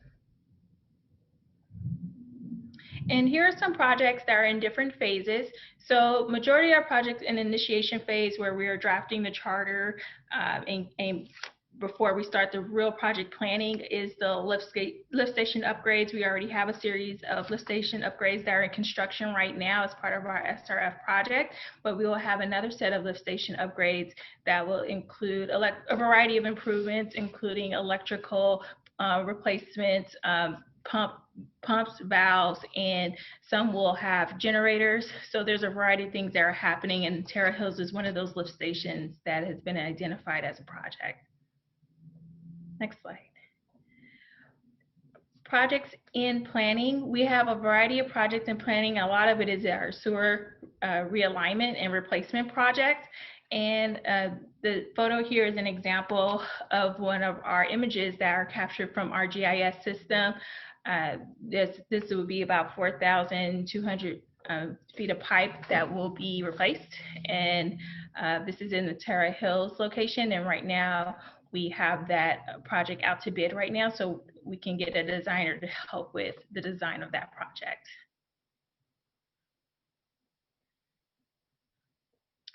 Projects in design. We have a variety of projects in design as well. Some are facilities projects, some are projects at the water quality resource and recovery plant. And then also we do have some force main projects that are moving forward in design right now.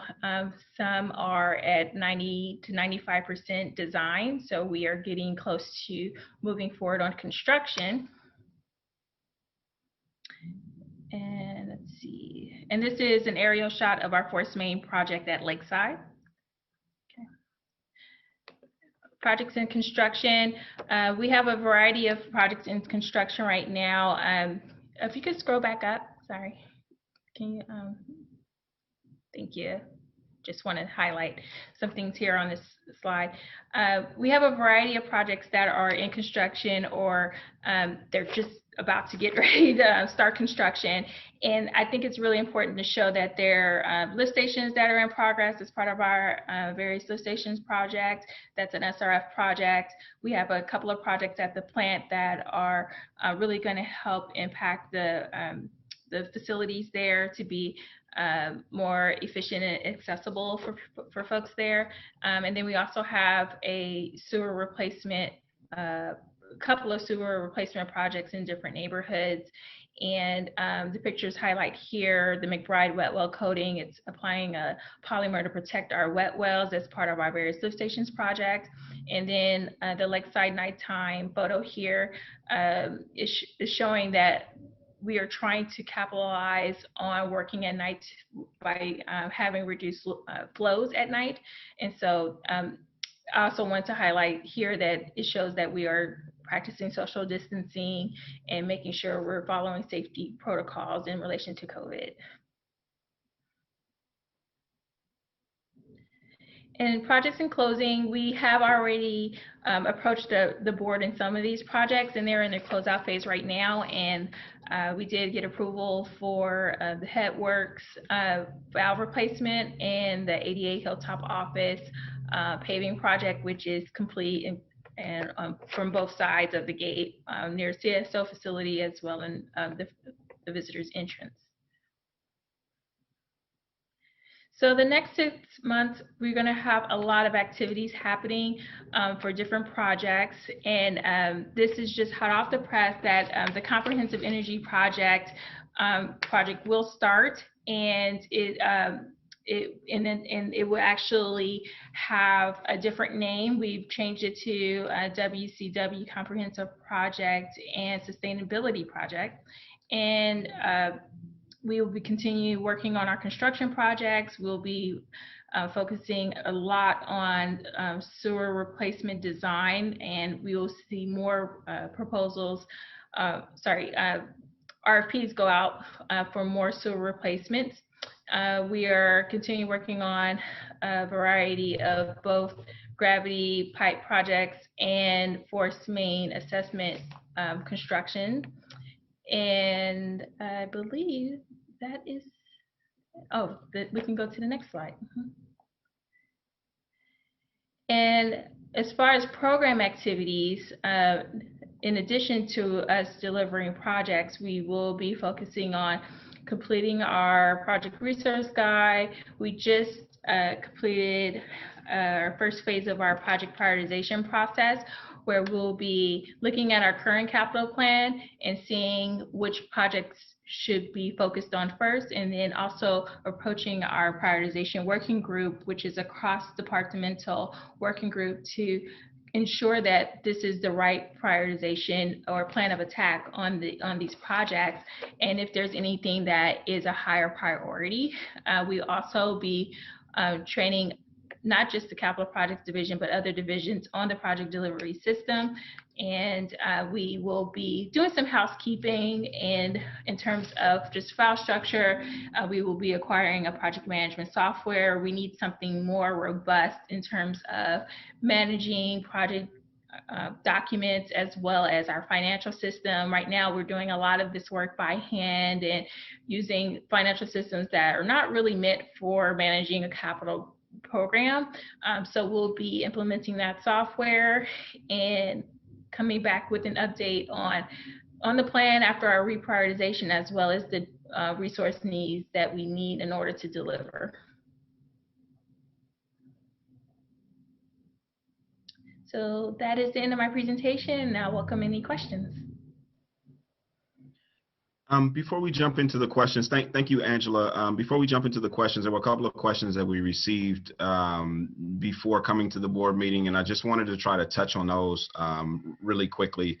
So one of the questions was specific to a specific project on La Paloma, and the question was, why is the La Paloma project on hold? And the La Paloma project is, as we're all aware of, and those of us who may not be aware of, an initiative to address an odor issue in a community on La Paloma. La Paloma has a gravity line running down it that connects to our Hilltop Green lift station.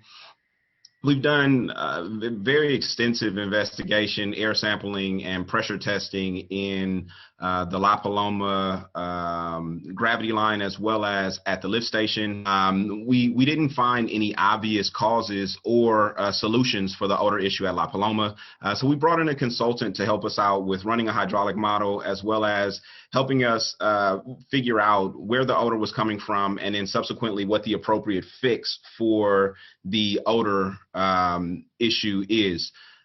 During the initial phases of that study, we had the Hilltop Green force main failure. When the force main failed, we went in and we replaced a section of the force main. The section of the force main that we replaced had essentially what would be called a siphon in the alignment, which is a low spot in the force main. And WCW staff, as well as the consultants we brought on board, thought that that may be the cause of the odor. So we paused the work on the consultants' work so as not to spend ratepayers' money on something that we may not need to address because we had replaced half of this force main. We wanted to see if the odors persisted or if we had actually captured the cause of the odors with the, I think it was about 1,800 linear feet of force main that we replaced. To my knowledge, we haven't received any odor complaints around the La Paloma area since we replaced the force main. A second piece of why that has been on hold has really just been about staff bandwidth. As we weren't getting odor complaints and we thought we may have captured the source of the odors, we shifted those staff resources to other critical infrastructure needs. We also addressed 2 other force main failures since that force main failure. Since we have filled the Planning and Support Services Division Manager position, we will be starting the study back up with the consultants to make sure that we've actually addressed it. Another piece of what we'll be addressing with those consultants is the alignment of the new force main that we're putting in at Hilltop Green. So that project will be picking up and moving forward relatively soon, but that's why it's been on hold. The next question had to do with Chelsea and Guillermita, Rumrill south of Market, Post Avenue, Bush Avenue, a number of our sewer projects. And the question was, wasn't this area inundated in the last big storm? And is this a long time to wait to do this work? And it talks about information that's in the staff report that says that this project is scheduled to be completed in 2025. I wanted to clarify, when you look at the capital plan, we have what we defined at the time as state mandated additional pipes. This was money that we came to the board and we requested for. At the time, they were unidentified pipes that we knew we would need to replace. We wanted to get additional funds in the budget at the time in order to make sure that we had money to address the additional pipes that we wanted to do in our system. When we came to the board in 2019, we had essentially the Priority Pipes 3.1 project and the 3.2 through 3.6 projects, which are all SRF, expected to be SRF projects. We added some additional funding so that when we completed our I&I study, which was going on at the same time in 2019, we could immediately take funds and address what was identified in the I&I study as the highest priority and highest violator pipes in the district. And when I say violators, the ones that had the most I&I in the pipes. For a number of reasons. If you all recall, we came and did a report, a presentation to the board about I&I and the impacts that it has, not only on our collection system and the overflows that we could potentially have, but also the impacts that it has on our water quality and resource recovery plant in terms of high volumes of water that we can't process at the plant very effectively. So, when we came to the board in 2019, it was called the state mandated additional pipes. Since then, we've identified a huge chunk of those pipes. One of them is in one of the areas is in Basin 7. Basin 7 has been split into the projects that you see in the report that we just did. So there's an area that will be replaced in Chelsea and Guillermita. That work is scheduled to be between June 30th and August 19th of this year. There is some work that's scheduled to be done on Rumrill south of Market. That work will be done April 15th through July 2nd. We have a number of other projects, I think there are 6 or 7 in total, that are designed and will be going out to bid. We don't actually have the schedules for those because we have not completed the bidding, but the Basin 7 work will be completed and is slated to be completed in this fiscal year. The reason that the staff report says that this project will be completed in 2025 is because we have funding for the state mandated additional pipes all the way out through 2025. So we wanted to be clear in our reporting of the funding that the board has approved and when it will be exhausted. So it's not that we're waiting until 2025 to address the low-lying areas that were inundated in the last storm, as much as we will still have funding allocated from our plan through 2025. The next question was about the Moscat upgrades, and it essentially asked, how did we get that work done for free? The work wasn't done for free. As I understand it, the large bills for the project haven't come in yet and haven't been captured in our financial system. So the numbers that you see in the staff report come directly from our financial system. Once the big bills hit our financial system and we run new reports, you'll see new numbers. So when we come back at the end of this fiscal year with our next project, our next program update, you should see different numbers in the Moscat project than you saw in this one. But we have not been able to, I think we have a pretty good group, but we haven't been able to get any projects delivered for free yet. And then the last question was about projects being on hold, and I think Angela addressed that question sufficiently in the presentation. So I just wanted to address those questions before we opened up to any other questions, and hopefully those answers were clear. If they're not, we can further clarify. Thank you so much. Appreciate that. Great report, and I will tell you that I appreciate the opening where you gave the public an insight into the acronyms and the definitions. I appreciate it. That was great touch and very thorough. Thank you, Sir Michael. Thank you, Ms. Angela. Very well done. Good information. Thank you for responding to the questions, and I did send a follow-up note. Director Wiener, I see you. Give me 1 second. I'm advising that you would follow up after this meeting because the questions did come in rather late, that you would follow up with a written response later with a more cogent response. So thank you so much for addressing many of those questions tonight. So appreciate that. Thank you. Good report. Thank you. Director Wiener. Before you start, Director Wiener, sorry, give me 1 second. Vice President Zepeda, you're taking over. Yeah, Harry? Yeah, thank you. I just wanted to thank Michael for the answers. I couldn't tell. I mean, it looked like I know your staff is great, but your report said it cost nothing and it was complete. And so that threw me for a bit. I appreciate all the clarifications. All my questions were answered, and I have no further questions.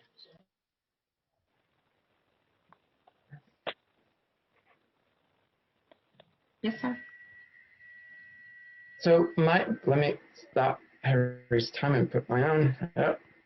Is that all right? First, thank you. That was a really, really great report. Thank you to both. And I just want to acknowledge, I found this out the other day. Our council member, Ms. Andrews from the city of Hayward. So thank you for being here, and thank you. Great report. My questions are, in the packet that we received, there is, let's see here, what is this? The Verde Sewer Replacement Project. It looks like we're over budget. The projected budget was 280,000 and the actuals are 328, and we're only 10% completed. Can you speak a little bit on that one there?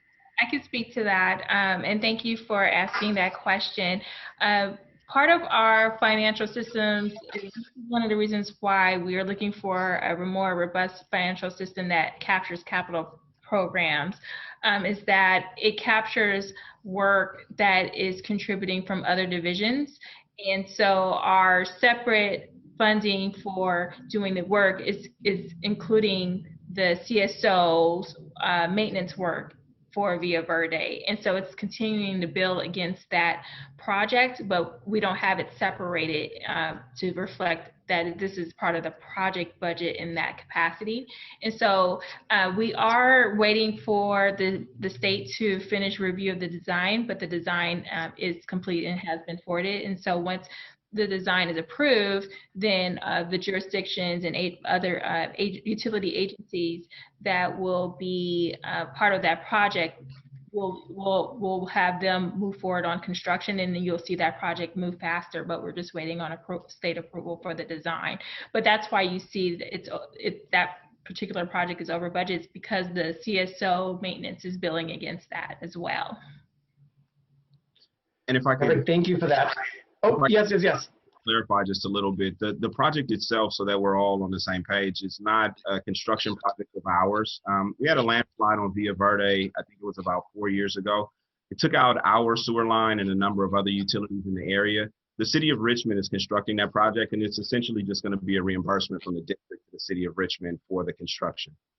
So the budget that you see there is not the budget to complete construction. That was a budget that we put in sort of as an earmarker to catch the cost of us reviewing the project and doing WCW's portion. And as Angela said, we're actually capturing a lot of the CSO costs at the same time.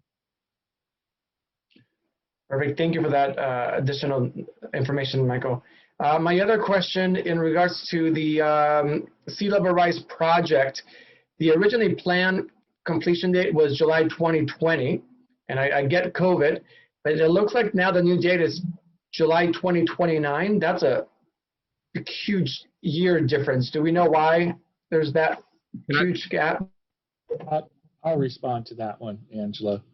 Yes, I asked her to put that date in because I'm not sure what the 2020 date ever was, other than to get perhaps the grant in place. But it'll be a 2-year process just to do the preliminary planning and conceptual design for a potential living levee or other protection that we end up doing out there. The ongoing coordination over the 5 miles and the possible construction of a levee, even if we designed and that's 2 years, and then we did construction, that's about another 3 years. So that's around 5-6 years out from now. And if it's a larger project as a regional effort, it could go on significantly longer than that.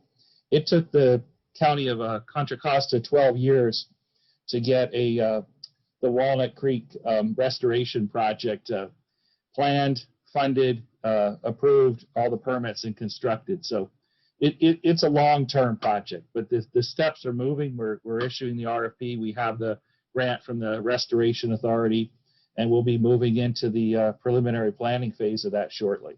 But the construction is quite a ways off. That's not a simple project just to start. And why, in all likelihood, the construction will probably be, if there is construction, would be out in front of our plant first, because the complexity of the permitting environment with the multitude of permitting agencies and all of the different landowners.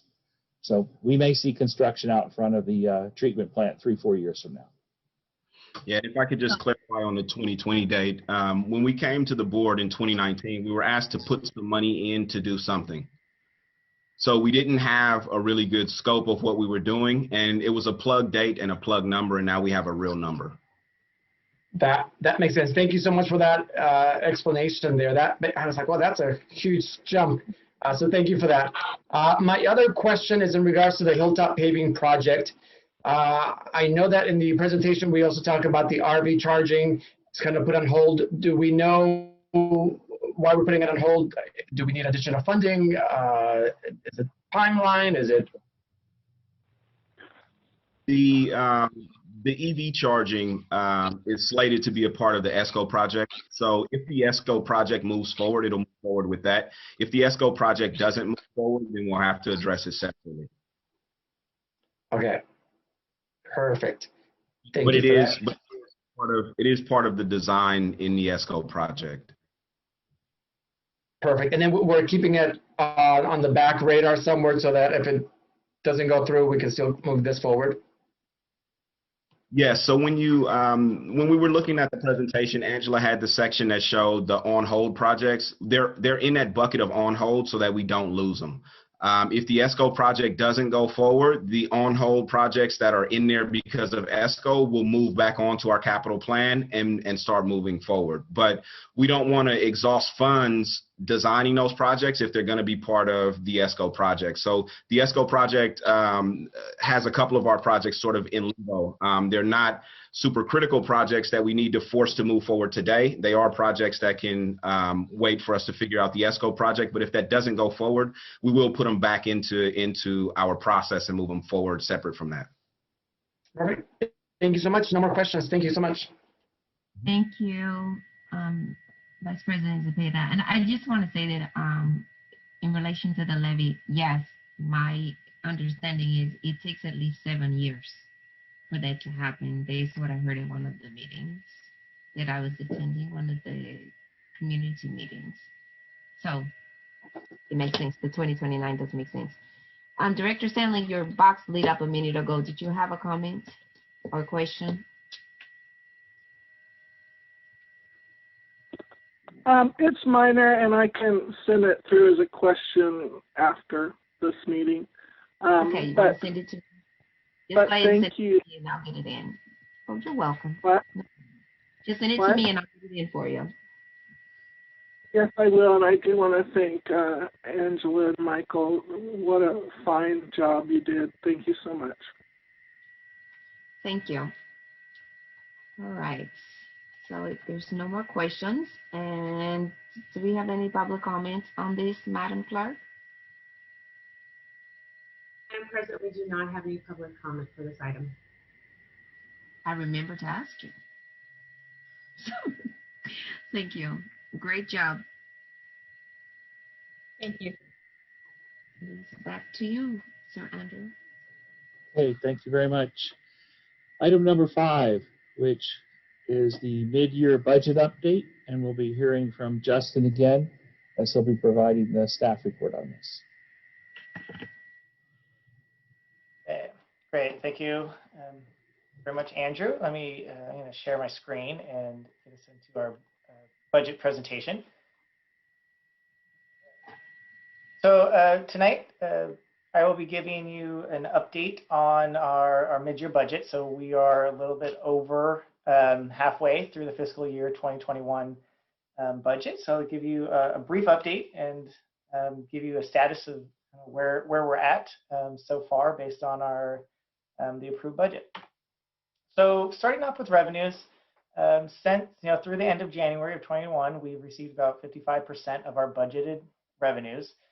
So as this graph is showing, this is the percentage of revenues received over our total budget. Our budget is about $30.1 million for our operating revenues this year. Of that, about 46% are sewer use charges, and then we have everything else. So for just for our revenue purposes, I just want to give you a little bit of kind of background. I know that while we were in this year of COVID, I know a lot of other public agencies have had some several severe impacts to their revenues because of certain programs they couldn't offer, changes to different taxing entities, or the reduced amount of taxes that come in. So as Claire and I talked about in our Prop 218 presentation, we participate in what's called the teeter plan. So our revenues are mostly 86% come from the sewer use charges that are parcel based. Another 5% is we get a small share of property taxes from in the area, and then everything else, 9% is kind of everything else, our permits and some other miscellaneous revenues. So we put our sewer use charges on the property tax roll, and as part of the teeter plan, we will get paid regardless from the county, regardless of if that parcel property owner actually paid the fee to the county, actually paid their share of property taxes plus fees. And so the way that the teeter plan works is we're essentially guaranteed the amount that's placed on the property tax roll from the county, and we get it in installments. We get about 55% in the month of December, we get some in April, and then we get the final amount in June of each year. And so the county, they go and handle the collection process. So if a property does not pay their taxes, then the county can go forward with lien process on that, but they will still pay us our fee that was part of the that was listed as part of the property tax on that particular parcel. And so the way that it's structured, we are very kind of insulated from the economic ups and downs of what happens just on the general economy. So that's very fortunate for us. So that means our revenues are stable, that we're not losing any revenues just because of the COVID-19 pandemic. The other portion of that is, we have, about 5% are property taxes.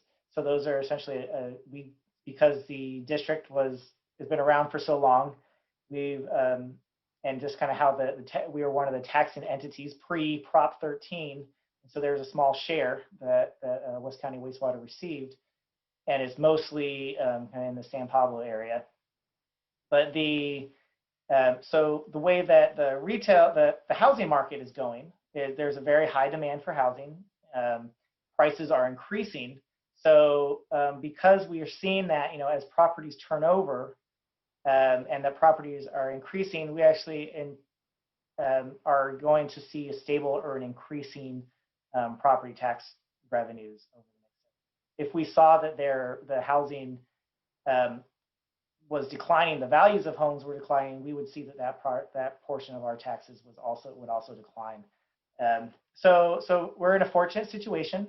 Our revenues are on track, and that we're able to pay for the services, the operations and maintenance that we need to. So I'll move on to our operating expenditures.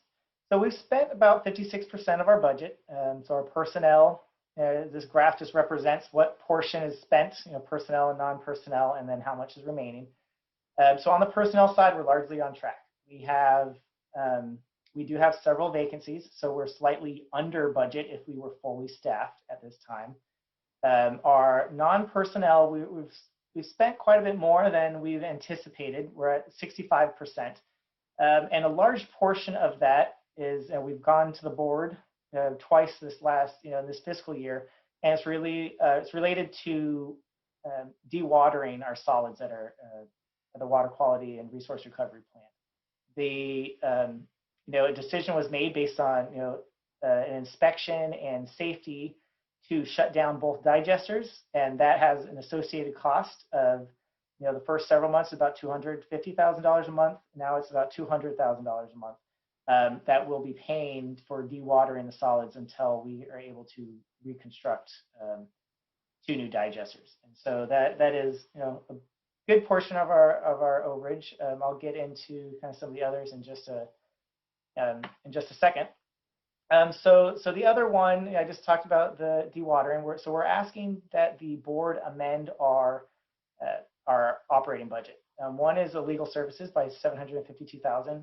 We've had several large, very complex contracts and projects that are not part of our ordinary. One of them was a lot of the legal effort related to the project labor agreement that the board has adopted. Another one is about the project negotiations or the contract negotiations for the ESCO project that we have talked about in the previous item. And we've had several other complex, we're looking at a lot of policy work that's been going on that's beyond expected, as well as some personnel matters that we've had to use some outside legal services that have been above and beyond what would happen in typical. The other option, the other ask that we're doing, we had some conversation in the previous item about the Living Levee project. We did receive a grant of $644,000 from the San Francisco Bay Restoration Authority. And so when we went to the board in June for this particular grant amount, we put it in the operating fund, but it says, there is a capital project related to this grant. We need to move that. We need the board's authorization to move it from the operating to the capital fund. Doing all of these adjustments, we are still estimating that we will end the year end with an operating surplus of $2.5 million. And essentially that money goes towards making sure that we're meeting our reserve targets, as well as is funding our capital program. As we've talked about, we've had quite a bit of rate increases, the last 5 years. This year we had no rate increase, but so some of the projects that were anticipated to be delivered in the last 5 years have not been delivered. And so we, as Angela is mentioning, of all the work that's going into the project delivery system, very soon, within the next 2 years, a lot of our fund balance that's designated for capital projects is really going to be spent down. So just to let you know that is happening. And then just on the capital side, so I just mentioned that we want to make sure that our grant amount, expense, and funding source for the Living Levy project, that is represented as part of the capital amendment. And then we're also asking the board to approve the comprehensive energy project. So we refer to it as ESCO project. Angela mentioned that we'll be modifying its name, but this is essentially allowing staff to start charging hours and consulting hours to continue vetting the project and getting it ready to go to the board for an actual agreement with the energy services company. And so this, we're asking, we'll be moving money from existing projects that were mentioned that were on hold that would be part of the comprehensive energy project. That will pay for this initial expense of cost estimating, doing our SQL work, and some other miscellaneous items as we're preparing to get this project moving forward into construction. So that is the end of my presentation. So we are asking that the board approve a amendment to our budget as requested in the staff report, and I'm happy to answer any questions at this time. Thank you so much, Sir Justin.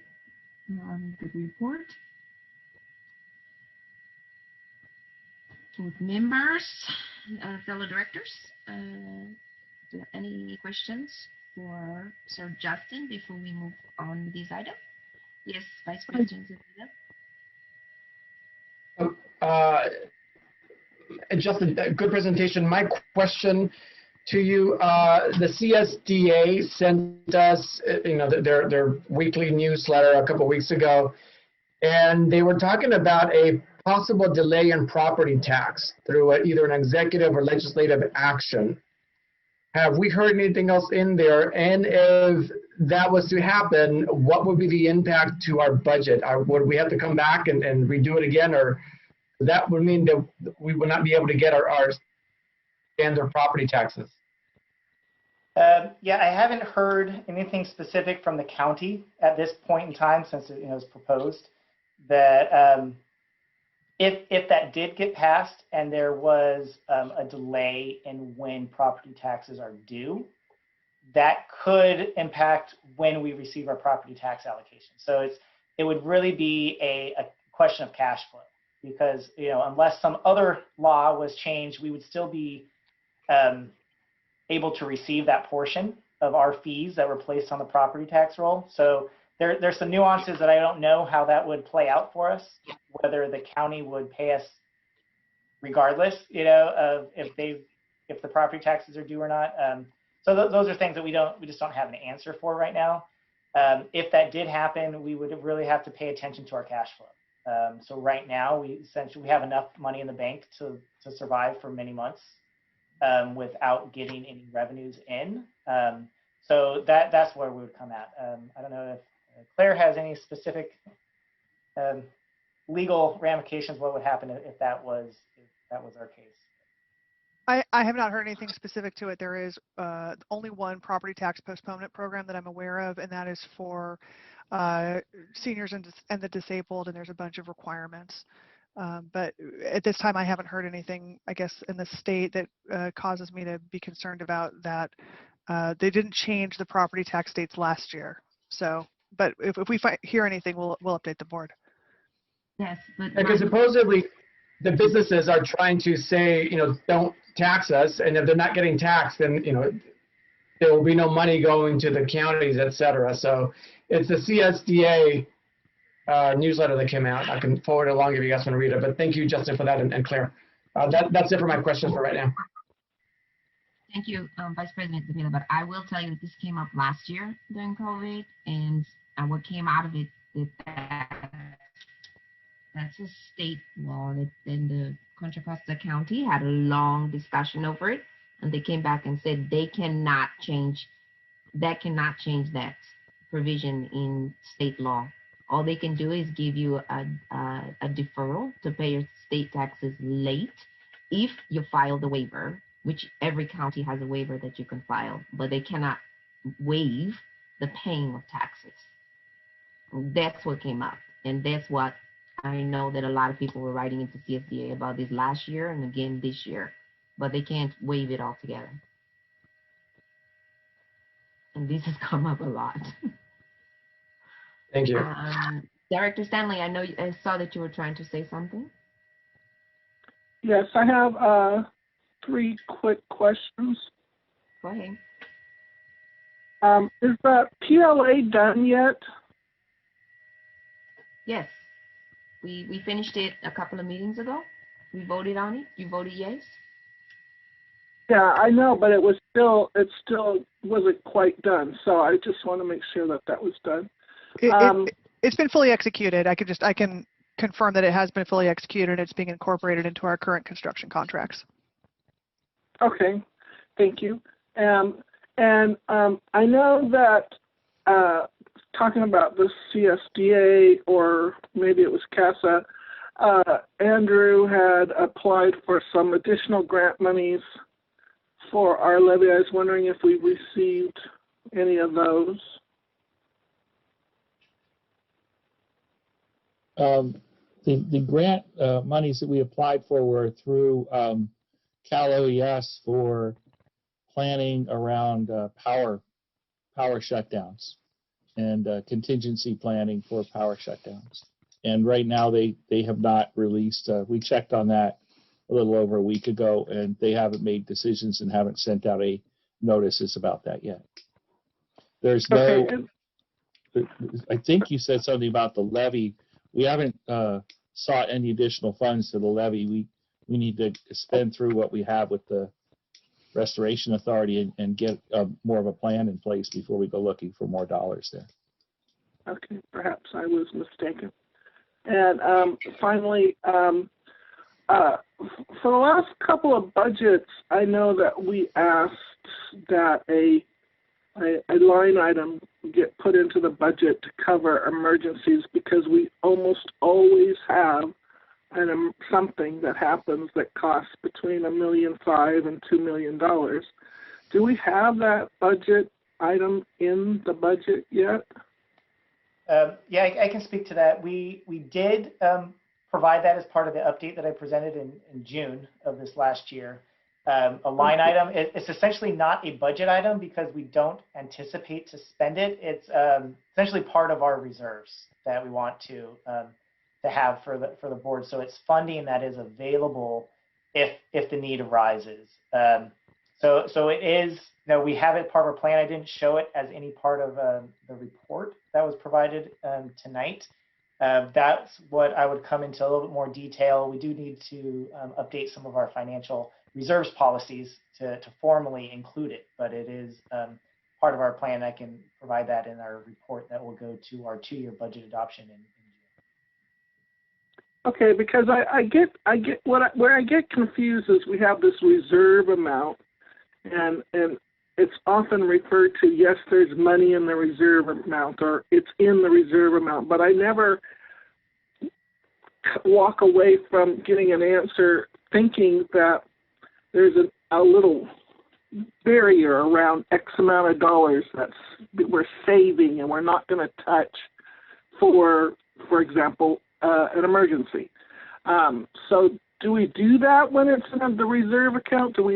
Is there some accounting thing that says we got this money in here and it's for this thing? So that is something that we can do. It's part of it is this is a policy from the board, and since the board has adopted a specific reserve policy, we as staff need to come back with amendments to that particular policy. Right now, there's not a specific emergency reserve that has been approved. We have kind of separated it in, out of our main undesignated money that is in our accounting, that's in the books. But we haven't formally created a specific account for it until there is, we've gotten the full board to adopt that as a policy reserve line item. So it's locked in, and only the board could, it would have to take action to do something with that money. Okay, so in other words, we've been asking for this for the last 2 or 3 years, and it takes a different step that this is the first time I'm hearing about it. Is that what you're telling me? No, I believe what he said is that the board has to give direction to the staff to denote it specifically for that reason, and the board has not done that. Yeah, that's exactly what you said it better than I did, Madam President, but I thought that we had asked for that previously. And apparently we have not. No, I believe what we did, we asked for the money to be set aside, but I don't believe we asked for the money to be set aside and to be earmarked or only to be used for a specific purpose. But there's something we can easily remedy. But the entire board has to agree that there's something that's what we want to do, and then we have to give staff that direction. They don't do it on their own. We can't presume that they know what we want to do, but we can fix this. So there's something that's, and again, we have 2 really good committees right now, and there's something that they can work out in committee and bring it back to the board, and we'll vote on it. Our committee chair, you got a new assignment. There you go. Thank you. You're welcome. Thank you.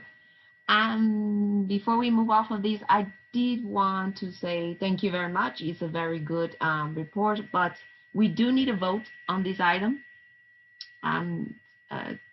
Sir Justin, do you want to tell us what we're voting on again? You want to just capsulize that for us? Yes, so I'm asking that the board amends our operating budget by the 2.6 million that's listed into the staff report, as well as amending the fiscal year 21 capital improvement program to add the grant funds into the specific horizontal living levy project, and to establish a new project. It's called the Comprehensive Energy Project that we've referred to as the ESCO project. And that's the 500,000, right? That is the 500,000, yes. Okay. So are we all clear what we're being asked for? I'll make a motion. Yes. I second.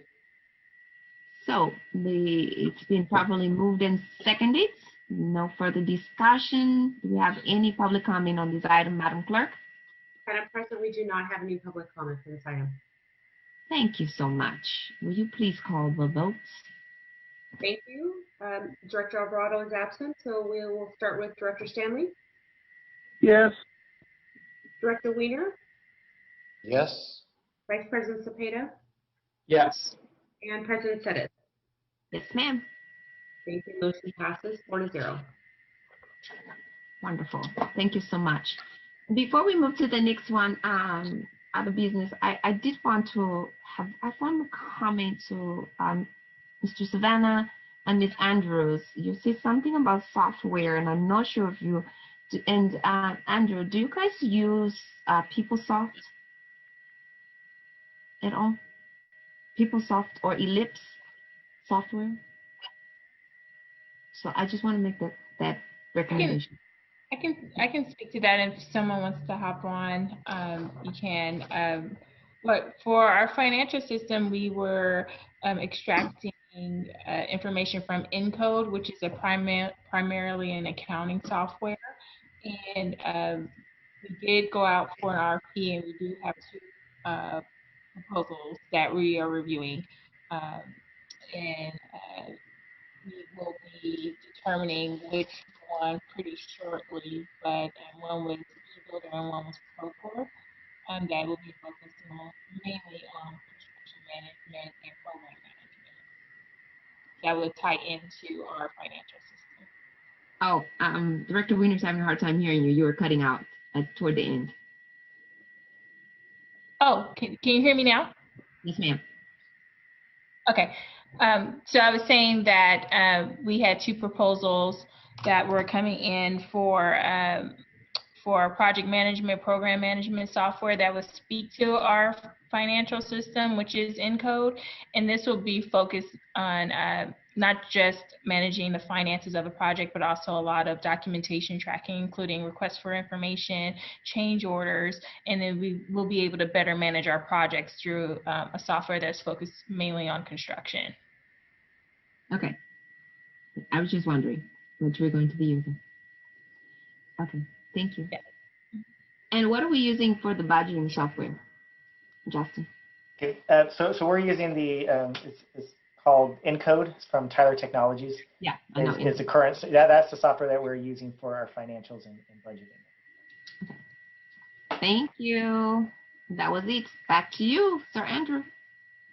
Thank you, President Suddick. We have item 9. We have no reports under item 9. And item 10 is the director's comments and meeting reports. Perfect. Thank you so much. Fellow directors, do you have anything that you would like to report? Let's start with Director Stanley. Do you have anything you'd like to report? No, thank you. Thank you so much. Director Weiner. Thank you. I attended the mayor's conference, and ABAG has grants for charging stations. They introduced SB 1383, which is about solid waste and may affect our relationship with Republic.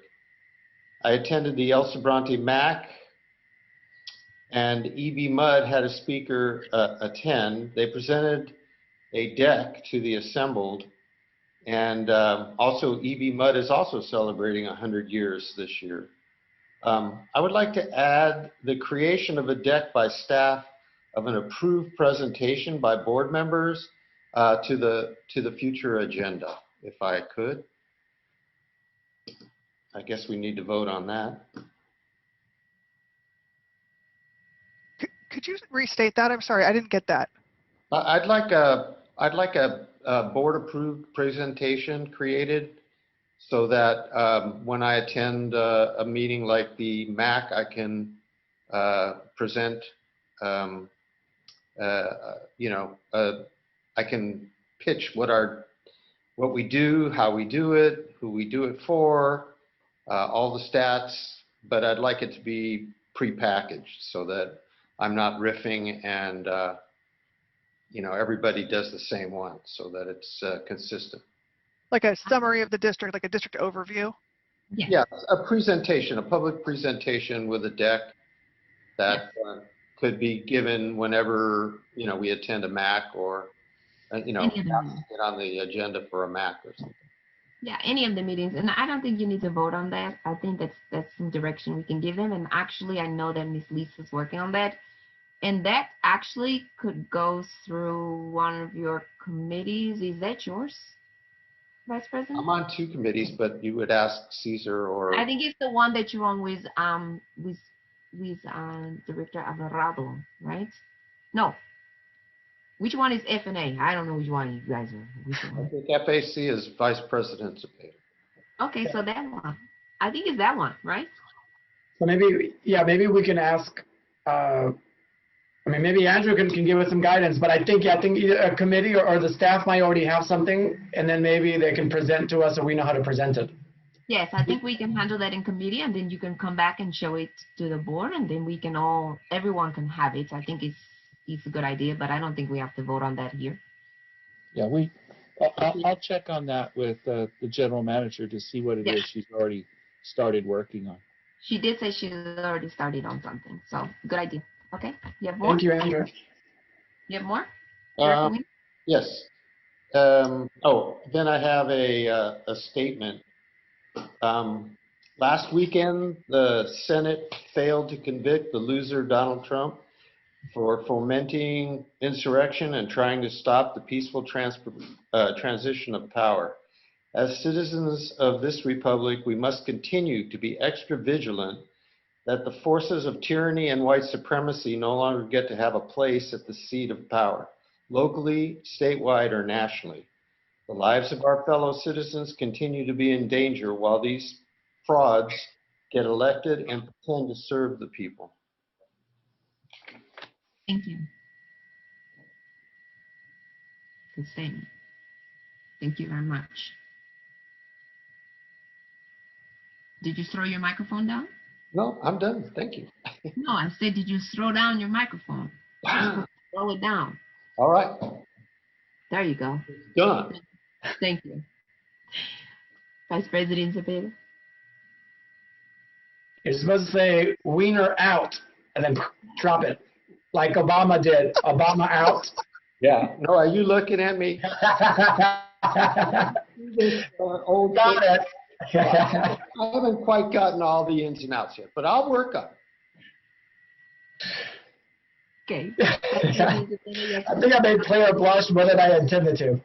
My only report is that the city of Richmond, I attended the city of Richmond meeting yesterday, and they are looking to put in an RV parking at the mall footprint.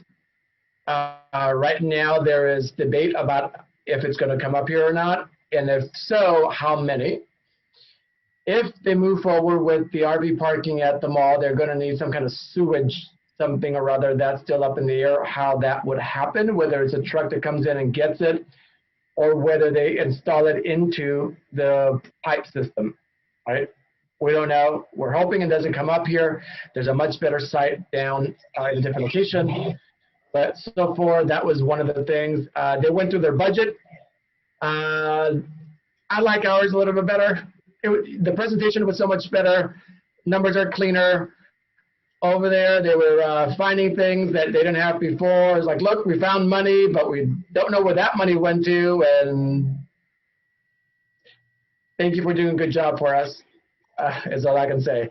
That is my report for now. Thank you. Thank you, sir. Yeah. And the newspapers ate them up over that.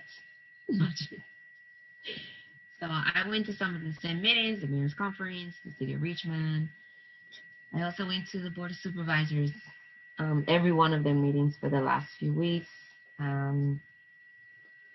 DA accountability meeting, several of the Bay Area Air Quality Management District meeting, and 3 different environmental meetings, all talking about Rule 6.5 and what's going to happen for manufacturers, for power plants, for plants like ours,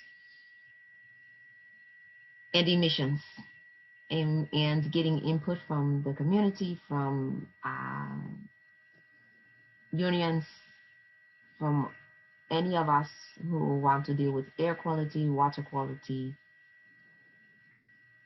And I will just say this was very interesting because we had the meeting on Thursday, and Chevron sent lots of people to fight against Rule 6.5 and PM 2.5, which is, the particulate matter in the air. And 3 days later, the oil spill in the water.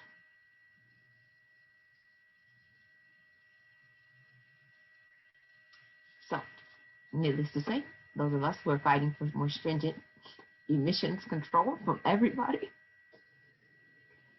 knows that karma knows your address. I'm glad that you guys do what you do, and you do a good job with it, because Rule 6.5, even though we focus on refineries, it does affect all of us, including West County wastewater, because it does require that the emissions that we do have the highest, we have the highest systems in place to limit emissions from our plants. With that said, it is February, and we have a saying in February in the Black community that is 365 to 24/7, more than 28 for Black History Month. And the West County Wastewater has published its annual proclamation in honor of Black History Month. And I am going to deviate from the script, and I am not going to read the proclamation, but I have asked for someone from our wonderful staff to help us out in that matter. So I welcome Miss Angela Andrews, our Capital Projects Manager, and she's going to do us the honor of reading onto the record the proclamation. Miss Andrews, would you please do us the honor of reading the proclamation for all of us? Yes, and thank you for this honor. Proclamation, West County Wastewater Board of Directors, recognition of February as Black History Month. Whereas Black History Month is an annual celebration of achievements of African Americans and a time for recognizing the central role of Black people in U.S. history. And whereas Black History Month originated from Negro History Week, which was inspired by historian Carter G. Woodson, as well as other prominent African Americans in U.S. history, and celebrated the second week in February 1926 to coincide with the birthdays of renowned leaders Abraham Lincoln and Frederick Douglass. And whereas since 1976, every U.S. president has officially designated the month of February as Black History Month. And whereas this year's theme of the Black family, representation, identity, and diversity explores the African diaspora and the spread of Black families across the United States. And whereas during the period of the migrations, especially those that occurred in the 20th century, millions of African Americans reshaped the demographic landscape of America.